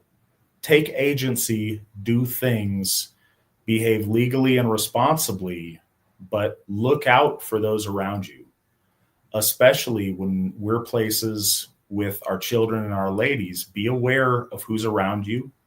Be aware that there are a lot of people in this world that wish you ill because you're white. Be aware of that and look out for your brothers and sisters in case they're not looking, in case they're not paying attention. And I think that's a smart thing for us to do as well. I want to just add, I'm glad that you mentioned Irina Zarutska, Matt. I wanted to specifically say her name. I thought of it after I had talked about Charlie Kirk, because I guess the shell shock of that from today was so fresh in my mind. But for our women in particular, don't surround yourself with dangerous people. I mean, this poor girl was, her throat was slit by an animal, and I don't blame her in any way, but also I don't think any of us were surprised. So avoid situations like that. I don't mean that we should behave cowardly, but we should behave wisely and, have a defensive posture in dangerous situations like that. And like Matt said, for the men, be on the lookout and, protect your own. Yeah, it is not in any way her fault, but she's not from here. She had Black Lives Matter stuff around her, so she conceived of the world where this wasn't the danger that I think everybody on this program is aware that it is, and found herself in a very dangerous spot that many of us who are older and who are men would have avoided that spot because it was not a safe place to be with your back to people that you have every reason to be concerned about.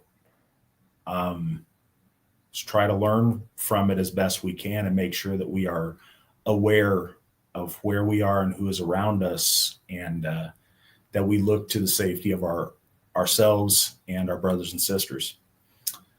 But with that, and on to happier things, 3 coffees were bought for us by Lana. Thank you so much, Lana. We appreciate your donation. And we appreciate you being on the show tonight. What is the best next book to read after Asatru, A Native European Spirituality by Stephen McNellan, for somebody who is a beginner? Daniel, what is the best next book after that? I would say Culture of the Teutons by Wilhelm Grombeck. Okay. Trent, what say you? I would maybe have said Culture of the Teutons by Wilhelm Grombeck, but Germania by Tacitus is a good one because it's a shorter, kind of less dry read, and I think it gives a kind of broad scope view of our ancestors in a way that's interesting enough that it'll pull you into wanting to read Culture of the Teutons. Cliff. I'm going to go a different direction because those do not sound like beginner's books to me.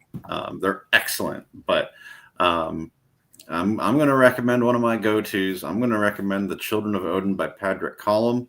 That will get you in a place where you can be in a room with other Asatruer at our hofs.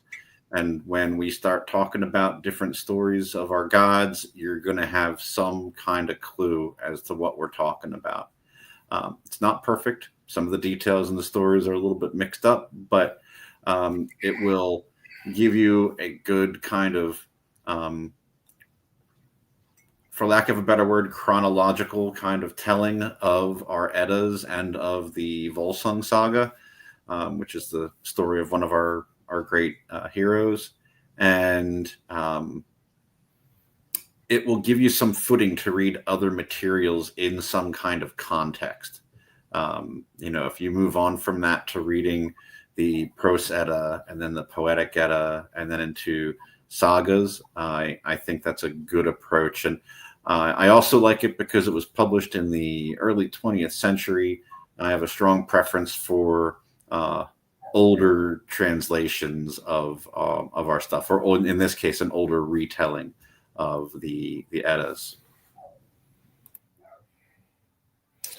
All right. So there's infinite right answers the more we know about the situation, or what your interests are, or how comfortable you are reading dry scholastic tomes, how comfortable you are with epic poetry and history, or how fresh you are on some things.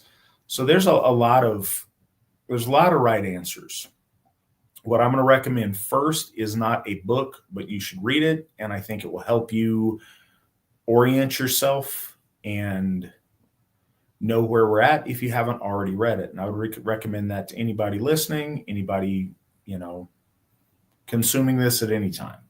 It's the Ásatrú-Centered. Nick, if you could post a link, already got it because Nick's on the ball. We appreciate you. But if you don't know how to find it or whatever, runestone.org in the library section, it is there. I would just say, but it's going to be hard for folks to spell. We'll put it over in the chat. It's really important, but in the purpose of it and what it is a condensed, just the fundamentals of what we believe is the Asatru Folk Assembly and what are the fundamental truths as we believe them. And it's laid out in a way that's intended for new people to easily be able to read, get the totality of, and understand where we're coming from and what we believe. And I think the more that this might seem overwhelming or like there's infinite sources that we could all recommend to you, that ties them into what the AFA's fundamental beliefs are and will give you something to keep in mind when you read the other texts like Culture of the Teutons, which is one of my favorites. It's a fantastic book. It is just a high-level book, and it relies on familiarity with certain things that you might not know about. I think the Trulagmal will help you know about those things. The other thing I would suggest is to jump right in and read. So the Eddas aren't books. I guess they're kind of books, but they're more collections of individual poems and individual works that are kind of curated into these books. So the prose Edda, the Gylfaginning, I would suggest that you read that because it also lays out our faith and our cosmology in a more systematic, digestible way. And you can go different places from there. Again, any of the things my colleagues have suggested tonight are awesome choices. If you are starting out at the beginning, I am envious because there are so many cool things for you to read for the first time. And those are all great experiences that I'm excited for you to experience. And Gilbert donated $150 to Phrasehoff. Thank you, Gilbert, as always. So other stuff. Where are we at here? All right. Trent, are Sicilians white? If they pass the duck quantum, yeah. Sicilians are interesting though from a genetic standpoint. They're like I think they're the modern European group with the least Indo-European DNA. They're like almost wholly old European. That said, they are European. Moors are not old European. Say again? I said Moors are not old European. No, they're not. But the Sicilians, if they look white and identify as white, and we would all recognize them as white, then yes, they're white. And I don't have a more like scientific answer other than that. Daniel, are Sicilians white? Yes.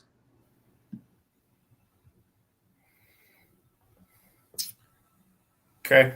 Cliff, are Sicilians white? Case by case. I don't know. I've met some that aren't. I'm inclined to agree with Cliff. No, you've already chose a side. Some of them are part eggplant, but I think that's obvious in the cases where that's the case. We were talking about this in in one of our leadership groups. I went to a Catholic school that was made up almost entirely of Irish, Polish, and Italian, and the genes were not evenly distributed. Yeah, so I kid, and it's a funny question. I think we all kind of understand why it would be of question. It's interesting because it was a Norman kingdom at one point.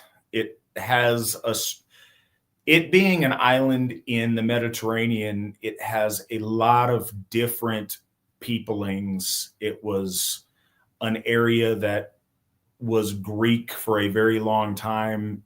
Instead of being Italian, it has a massive, it has a significant Moorish influence. There are varying degrees of mulatto folk there that you don't find in other parts of Europe or other parts of Italy for that matter.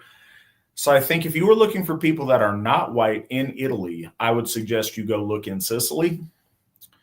But but that said, I think probably most Sicilians are probably white.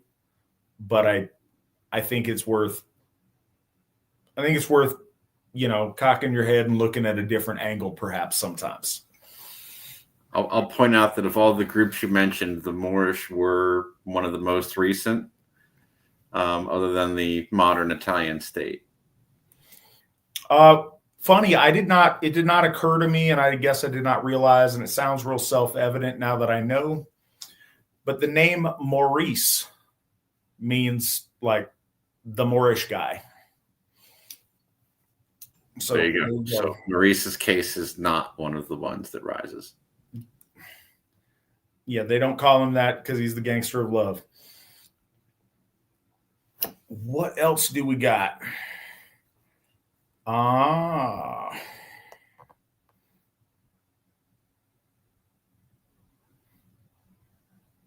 no, they call him Maurice because he speaks to the pompatus of love, which also doesn't make any sense.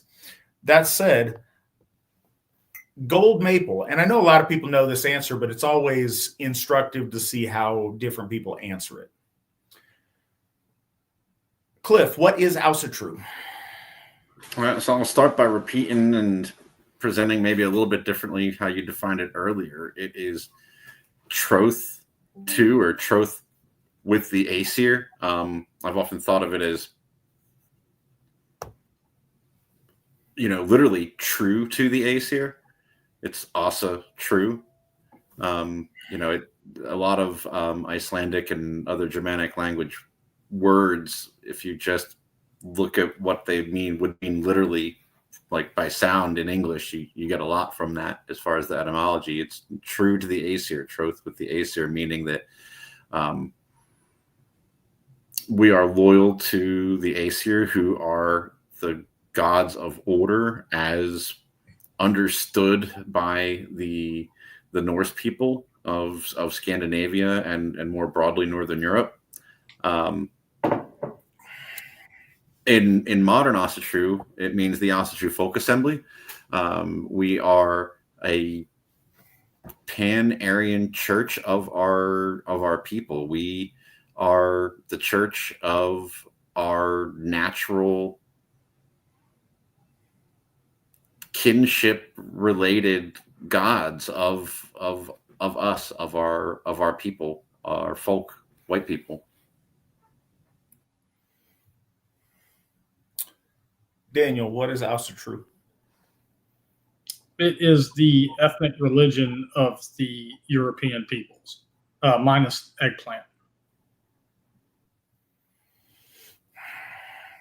Trent, what is Asatru? First, I just want to say I hate when you let Cliff go before me on these things because he words things in a really similar way to how I would, but then better, and so I can't top it, and I just kind of look like a goofball, but that's all right. Yeah, I always took it. The true to the Aesir thing is specifically how I've always viewed it. You are true to them.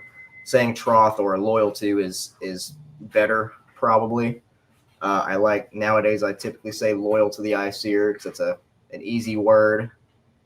One of those things that's easier said than done lately, but it's an easy word to at least understand on the surface, but it is a loyalty to the Aesir, the gods of all of Europe and all of European man and woman, but viewed through the lens of the Norse and their ancestors. Gods of order, as Wittan Erickson mentioned, gods of nobility and victory and defeating chaos wherever it may arise. That's about all I got. Everything else that Wittan Erickson and Wittan Young said kind of covers what I had. Okay. Next question. Would Mimir technically count as a Dullahan? I know Dullahan are Fae, but Mimir's head is separate from his body, so it makes me curious if it's the same way Dullahan are made. As you can tell by my pronunciation, I am completely and totally unfamiliar. Cliff, are you more familiar? I wasn't until I looked it up, because this is actually a really fun question. Dullahan, I guess, are a Celtic spirit, like a harbinger of death. I don't know a whole lot about why they're described or portrayed as being headless, but they don't strike. I mean, other than the headless part, and it's kind of in reverse because they're missing their heads, whereas Mimir becomes his head. But I don't think that they're really a good cognate for that. Mimir is, a god of wisdom, and I call him a god because, as I understand Mimir, he was Aesir. He was one of the hostages traded to the Vanir after the Aesir-Vanir War, which, you don't trade away one who's not your own as a hostage. And that, before that war, Odin sought him out to drink from the well of wisdom, where he plucked his eye out and put it into the well of wisdom. And specifically, Mimir is told in that story to be, if not the wisest being, at least the guardian of wisdom. But he's, specifically not a giant, because in that same story is a giant known as the wisest of the giants, Vafthrudnir, which I actually just read the story about to Owen from the Children of Odin, like over this weekend. That's where we are in it right now, as we're going through it for, I don't know, the 8th time or something like that. So it was fun that this question came up, and that story was fresh in my mind, at least, the kids' book version of it. So I don't see them as being related, other than that there's the head thing. So I think they're separate. Now, I think it's an interesting question in that, it's asking about, Celtic fairies, basically. And I do think that those sorts of thing are, those are a description from Aryan people of spirits that, I think we should approach with respect. In Asatru, we would call them whites. I don't know that we have a particular classification for, like, whites that would come around and be a harbinger of death, or an omen of death. We have Valkyries who are associated with death, as far as the collection of the souls of the battle fallen that are chosen by Odin or for Odin by the Valkyrie to go to Valhall.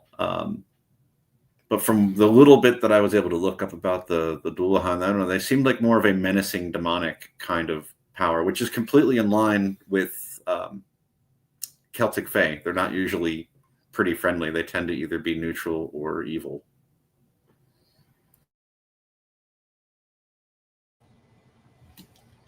Yeah, I think that the short answer is, let's see, would Mimir technically count? No.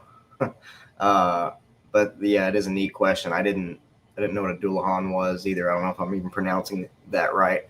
Gaelic stuff is always funny with their use of letters. No offense to anyone's children. It's probably bone or something like that. Yeah, right. Yeah, no, I've always just viewed Mimir as one of the Aesir. He's the Allfather's uncle, so he's in that same literal family of beings. But yeah, I'll have to look more into the Celtic stuff again. I kind of dip my toe in some of their mythology every few years, and it's probably time I do that again just for some fun reading. Should we move on? No, there is no other question, is there? Let me see. There might be in the chat. Let's see what we got. 3 of you, and we still got dead air. Come on now.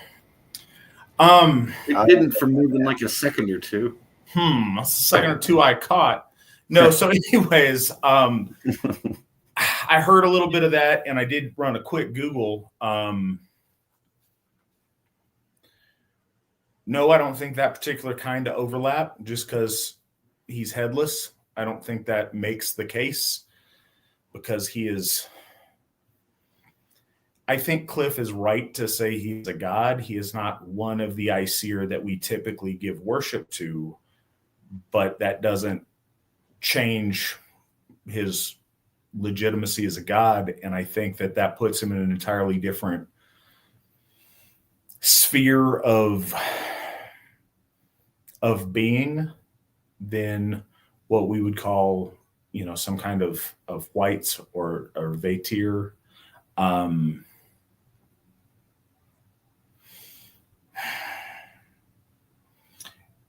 Yeah, in a way, the brief little bit that I read, the spooky elements remind me a little bit of Wild Hunt imagery. But yeah, I wouldn't think that, but that's interesting. And I appreciate learning something new, because I'm going to go down that rabbit hole and try to learn a little bit more about that, including the proper pronunciation. I was looking into that. We're actually not that far off. It'd be something like Dullahan. It says a throaty middle syllable, whatever. Yeah, I don't know what to do with that when they. Yeah, I don't. Sometimes when they describe pronunciation, I don't speak that. I run into that with Proto-Indo-European. There's a bunch of stuff that it describes certain letters with like exponents, and you're supposed to like sing them somehow, and it gets real confusing if you're not a linguist in that situation.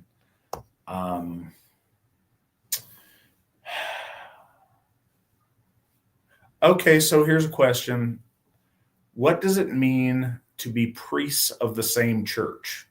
Do you find yourselves interpreting things differently or complementing each other? Daniel, what say you? I would say yes to both. Certainly there's, at least behind the scenes, whenever we're discussing doctrine or orthopraxy or orthodoxy, sometimes we come at it from a different approach. We all come from very different backgrounds, and sometimes the expression of those approaches can vary based on that background. But I know that with what we do and what we present and what we do in our active worship is in alignment. What about you, Trent? Yeah, what Witans Young said, yes to both. I think we find ourselves adding layers to things that the others have said. Like I mentioned earlier, Wittan Erickson often says things that I would have liked to have said if I were smarter. He says them in a better way. but in a way it kind of validates what I believe, I suppose, and then gives me an extra kind of jumping off point for a future conversation with a lay member or something.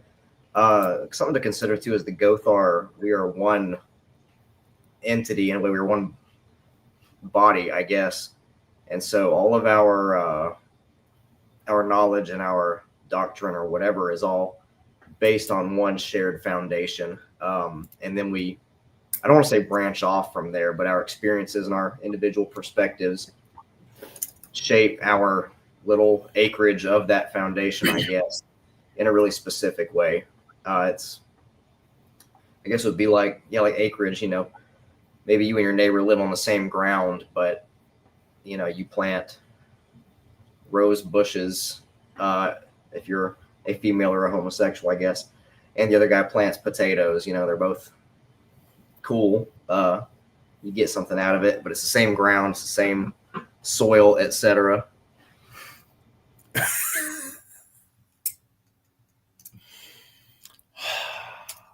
All right. So, Cliff, what do you say to that question? I like roses, but my wife did plant them, so it's okay. I particularly appreciate the thorns weaving into my fence to keep people out. She likes the flower part, so it works out.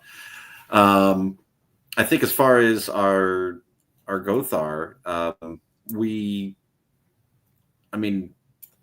do interpret things differently from time to time, and those interpretations do complement things. I think it's a lot of a compare and contrast as far as practices and interpretations of stories of our gods, and the way that we may have devotional practices to them. And I think that in the end, it all ends up being very supporting. If somebody was asking me recently, one of our folk builders, about what the members of our Witan look for when we are considering people to begin studying to be a Gothi or a Githya. And we all have different things, I think, that we're looking for. But for me, the big thing that I'm looking for above everything else is, can I trust that person to speak with the voice of the Asatru Folk Assembly? And what that means to me, because it's kind of that's language that we use in our leadership that probably not everyone knows what I mean by it. But what I do mean by that is that basically, I trust each one of these men to give the correct answer on any question before I know what the question is. I think that's what we're entrusted with, in part a lot more, but that's a big part of what we're trusted with when we are ordained. And that, there are going to be times when you ask the same question to two of us, and we may give vastly different answers, but I think that in most cases, with pretty rare exceptions, both answers are correct. It's just a matter of point of view, a matter of personal experience, and that that they end up being complementary, and that my interactions with my fellow Gothar tend to inform my practices. My practices improve when I see somebody do it differently than I do, especially when I see someone do it better than I do. Sometimes it helps to see someone do it worse too. You know what to avoid. But mostly it's best when you are just flat out impressed with, with a bloat, or with an understanding of one of our gods or goddesses, or or in a more practical, and probably going back to the works thing I was talking about earlier, perhaps a more important way, how to handle a situation with our folk when they're in need in some way. Those things build us up, and on the rare occasion when one of us just gets it totally wrong, we will correct that. We will learn from it and be a better Gothi personally and be a better Gothar as a whole. So I think it's really interesting because one of the things, as Cliff said, and I don't know, maybe a little bit different from my perspective, is I'm always wanting to make sure that we speak with the AFA voice and that everybody's on the same page. And I'm surprised how often that's not a problem, or how often that we really do sync up in our individual interpretations of different things when we come to the table with them. I find it really interesting, though, the longer that our the longer that our Gothar are actively engaged in the service of our gods, there is a egregore amongst us. There is a unification that kind of bonds us together and centers us around truth. And we kind of come together on the things that are fundamental. I don't think that we try to get in useless arguments on like how many angels fit on the head of a pin kind of silliness. But I do think it's very important that we do have dogma and that we do have fundamental beliefs. And I don't think we deviate on those, but I do think the way that they're approached, or the little pieces that help add you or add up to or direct you toward a conclusion, are always really different. And it's interesting when I talk to our Gothar about things, we'll come to the same point, we'll have the same fundamental agreement, but the road that brought us there is often really different. And I think that's a neat thing for us to be able to see each other's perspectives and get a more well-rounded understanding of our lore, of fundamental religious truth, and also of, you know, our core doctrine, getting it more well-rounded by discussing it with different people with different life experiences. And I also noticed that different interpretations of lore and truth stand out differently and in different ways at different seasons in a person's life, when they're going through different experiences, when they're at different ages. I know that when I read things that I haven't read for 20 years, it hits me really different than it did when I was in my 20s. And I think that's an interesting element also.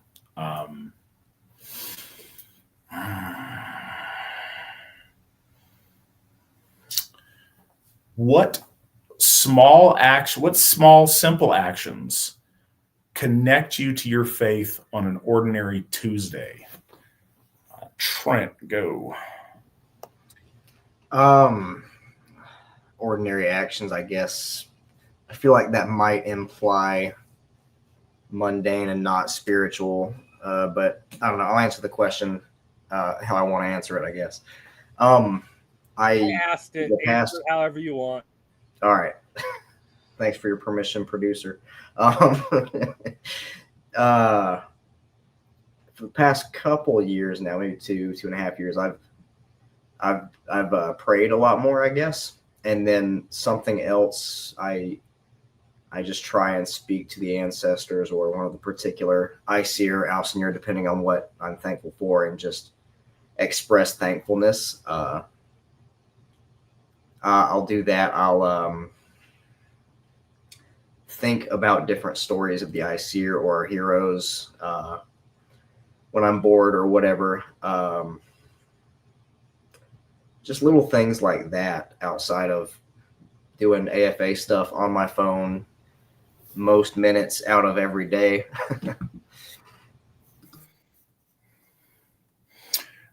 What about you, Daniel? Simple actions.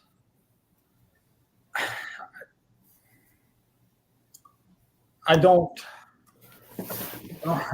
really view these things as too simple. But I do think just being grateful for the gifts we've been given by Odin and his brothers, the gifts we were given by Rick and the Rickstula. Each day is a gift, and I think talk about a gift for a gift, and there's never a one for one, right? Because as the Altair Gothi says, the gods have plenty of need. There's no shortage of need for the gods, but it's more about the intention. And I think about what I've already been given to this point. I've been blessed beyond measure. I've quite literally been blessed with my own life. And I think the best gift to give, the best gift I have to give is a life of service to the ICER. But to kind of get back to the root of the question, what simple day-to-day stuff do I do is definitely approach my altar in prayer, and rather than just to ask for things, I'm very, very thankful about what I've already been given. What about you, Cliff? So I think that actions that could be taken on an ordinary Tuesday or any other day,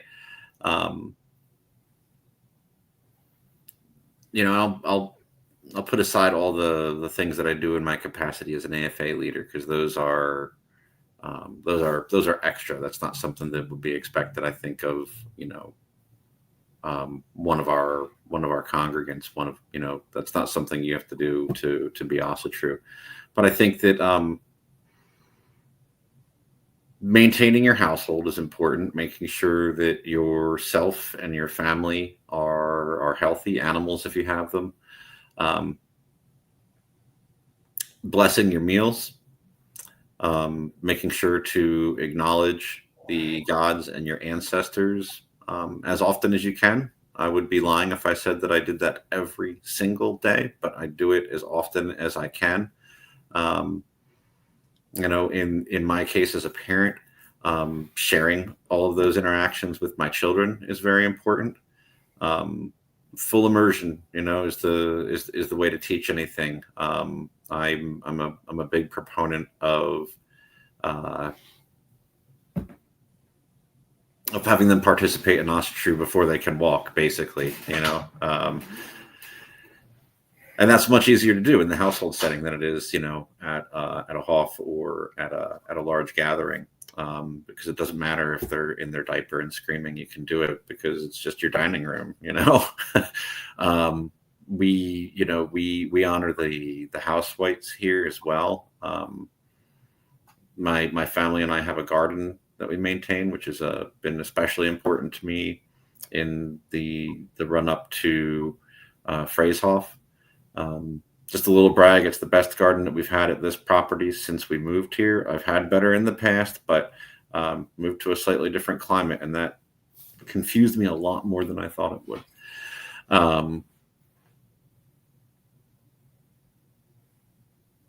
Those are the things, and as we beat the drum on so often, just being openly Asatru. Matt says it basically where you are Asatru when you're at work, you're Asatru when you're walking down the street, you're Asatru when you're grocery shopping, and you don't have to do anything unordinary, but it's how you respond to things and people that matters, that you behave with nobility, and that if somebody broaches the topic, that you share with them what's so important in your life, and if they're one of us, that you share what should be important in their life too, that they just haven't had a chance to hear from anyone but you yet.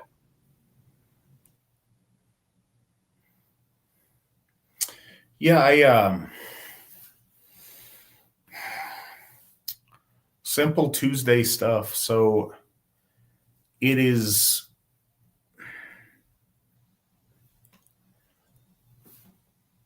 some of my answers different now that I'm a parent. Kids give you I don't know, they encourage and give you an outlet to make more of a point of things than maybe you would if you were, you know, it was just for you or whatever, because you have to teach them things. You have to demonstrate things for them to see and for them to learn. So when we're getting ready for the day, making sure we go before the altar and do our prayers, and we light the candles and light the incense, and doing that and getting Aubrey involved in that, and, you know, going through the different statues on my altar, and, you know, trying to teach her the names of our gods, and, you know, a little something about them for her to remember. Doing that's really a nice Tuesday mid-morning thing to just do. Stuff like meal blessings, or just taking occasion to point out or to be thankful or acknowledge the gods in some way. It's funny, every time there's thunder now, Aubrey instinctively says, "Hail Thor," because it's just something we do. She'll, you know, catch me if I'm slipping on, we need to bless the food, or, you know, call me in. I had to bless her baby doll's pretend birthday cake so that they could eat it. Just little stuff like that is really neat. Again, just bringing them up regularly, bringing the gods up and keeping them in mind for things that we do. Taking moments to just be thankful when, you know, something works out well or something good happens, and you taking a moment to acknowledge that, I think helps a lot. I think little prayers help a lot too. I think praying at the altar is a really powerful way to reconnect, or to, you know, re-infuse your day with overt Asatru. But I think just little subtle taking a moment to say a few words of thanks is a nice thing too, and does a lot to help that way. What does self-reliance look like in a modern interconnected world? Cliff?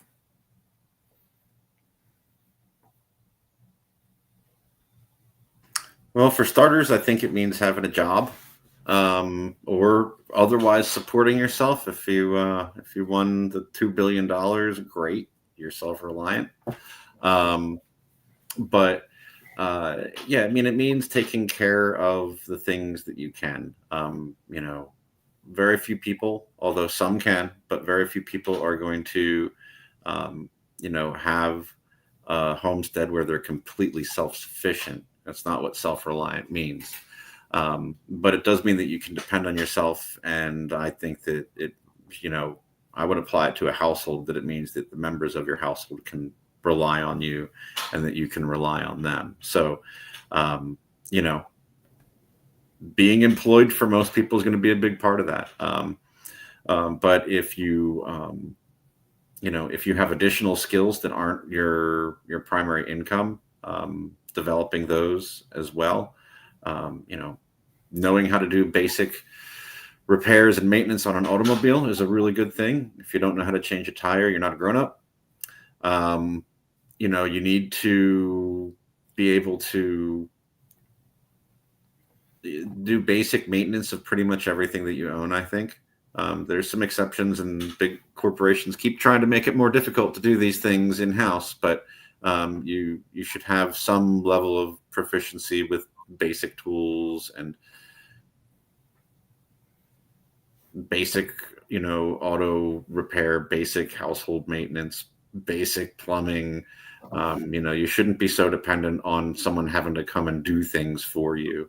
I'd include in that also that, you know, you should do preferably all of, but at least one of gardening, fishing, or hunting. It's not going to be your primary food source, but it is something that, first of all, does help connect you with your ancestors and with our gods, I think. You know, it's literally down to earth stuff to do that makes you look at the world differently, makes you look at life and death differently. And, you know, knowing people, the stuff that you can't do in-house, make sure you've got a guy. What about you, Trent? All the stuff what Erickson said, but also taking care of your health, I would say. Just on top of that, knowing how to and health in every sort of way. So like knowing when to go to bed and actually get some sleep, knowing when to stop getting fast food and maybe cook a meal at home instead, knowing how to have a budget, you know, how to budget out your paycheck every couple weeks or whatever. Knowing when you need to go outside and get some sun rather than being inside on the phone or whatever all day. Adulting, as millennials would call it.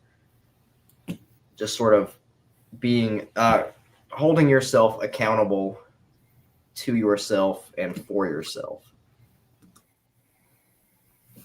Yeah, I'm glad you mentioned cooking, Trent, because that's something that every grown-up should be able to do too. If you've never cooked anything that doesn't come out of a box, then you need to fix that.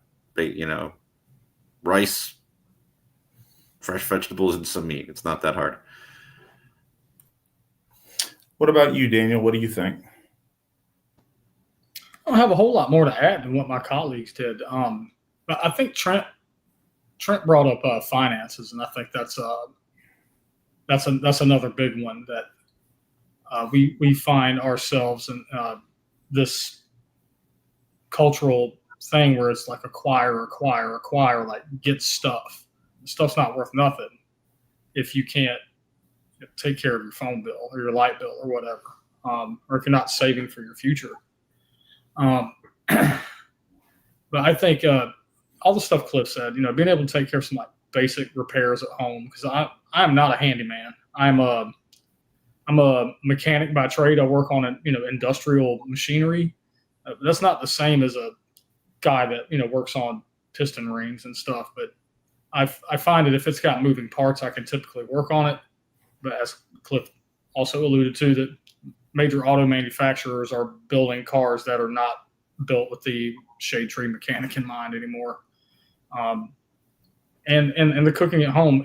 And by the way, there's more to the cooking at home than just being self-reliant. It's, if you think about all the like fond memories when you were growing up, at the time with your grandmother and, you know, time with your mom and dad, you know, if you're an adult like us and with your own children, a lot of that's centered around the supper table, man. So, I mean, do a home cooked meal, get around that supper table and make memories. The smell of a used kitchen is always better than some Febreze, I'll tell you what. Absolutely. Yeah, I appreciate the question because it's easy to, I don't know, it's easy to miss in a world where we have so many specialists that you call in for all of the things. But I think in a really fundamental way, it means taking agency to see that stuff gets done. Maybe your self-reliance is you engaging those experts and those specialists when necessary. But it's being an active part of making sure things get accomplished. And sometimes that's you doing those things. Sometimes it's you making sure and seeing that those things get done. But there's all those little subtle adulting things that, that Trent and Cliff and Daniel talked about that sometimes we don't think of. Like, self-reliance, I should be able to build my own cabin. That'd be cool, and that's awesome if you can. But a lot of the time, it's being able to make sure that that your needs and your family's needs are met. And that takes a lot of different forms. There's a lot of self-reliance in trying to handle your own things when you're able to, so that you're not burdensome to those around you, and so that you add a net value to a group of people that you're in. And that will look real different depending upon your skill set or your inherent abilities. But making sure you are an asset to groups that you're in and not a detriment or a hindrance is very important. And there's many ways to do that. You know, the Have 'em All talks a lot about how, you know, deaf folks can ride a horse and, you know, cripples can tend the fire. And there's a lot of stuff that you may see disadvantage, but you still have to find ways to make yourself of use. And it's very easy nowadays to throw up our hands and not do that. And so resisting that tendency, I think, is a big part of it. So another question has been thinking of joining for a while. You guys have much activity in England/Britain? No, and I wish that we did. We have very little activity there. What happens is, and this is kind of a phenomenon that applies to a lot of stuff. We have somebody will join and they'll look around. They'll see that there's not a lot of other people around. They won't get satisfied with what they're getting, and then they'll quit. And then very soon after, somebody else will join. Same thing. And then somebody else will join. Same thing. And then somebody else, same thing. If all those people stuck around in a relatively short amount of time, we'd have enough people to where they could all get together and they could start something and build something. What it's going to take in your country, and I don't know if you're the one to do this, but maybe you are. We need someone to step up and become a member, and we need that member to become a folk builder and to host things to where your countrymen and countrywomen see that something is happening near them and see that it's happening consistently and make the effort to go be a part of it. But it takes consistency, and it takes somebody who has the perseverance to be the first one out there and to be willing to say, hey, how about we all meet up at this pub or at this place and get together, and to go, and maybe nobody shows. And so you go again the next month and the next month and the next month. And eventually somebody will. And you get 2 or 3 people that will, then you start building a community. And that's how it's been successful every place that we have members. We are still waiting to see that building process happen in the United Kingdom as a whole. We do have members, but not a ton right now. And I wish that I want to see that change. And you may just be the one to help make that change if you would like to. Can I add something to that? You can. Yeah. So you mentioned, is there a lot of members? There are a lot going on. How much activity is in England and Britain? And yeah, not much. But being part of the AFA isn't just what you get out of it as far as activity. That's an important part, and that's something we're constantly improving, getting better at, and spreading amongst our folk. But the purpose of being a member of the Asatru Folk Assembly is you get to be Asatru in a meaningful way, where you get to stand with the rest of us. You get to stand up and say, I am Asatru. I am a torch for the Aesir, and I get to light the way for more folk to come home. You get to enter the 57-year relationship that we have with the Aesir through our founder, Stephen McNallen. You get to be a part of that lineage in a way, and you get to be a part of the reforging of Asatru, and you get to be a part of history. But on top of that, yes, all the other stuff the Alsarigothi said, please join and be a folk builder. We'd love to have you. Yeah. You're just a person who has a meetup. You don't even have to be a folk builder.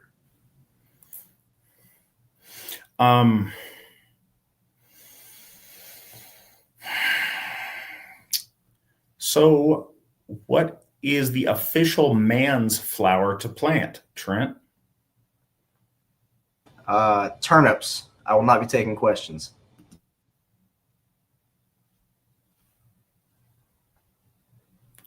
The turnip. The lovely flowering turnip is the official man's flower to plant, says Go the East. All hot pepper plants have flowers.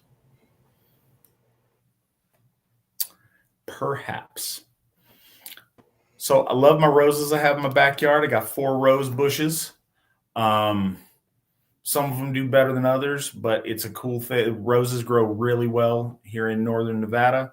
Roses are beautiful. Does not have to be a negative reflection upon your sexuality. Just putting it out there. I appreciate you guys all being here tonight.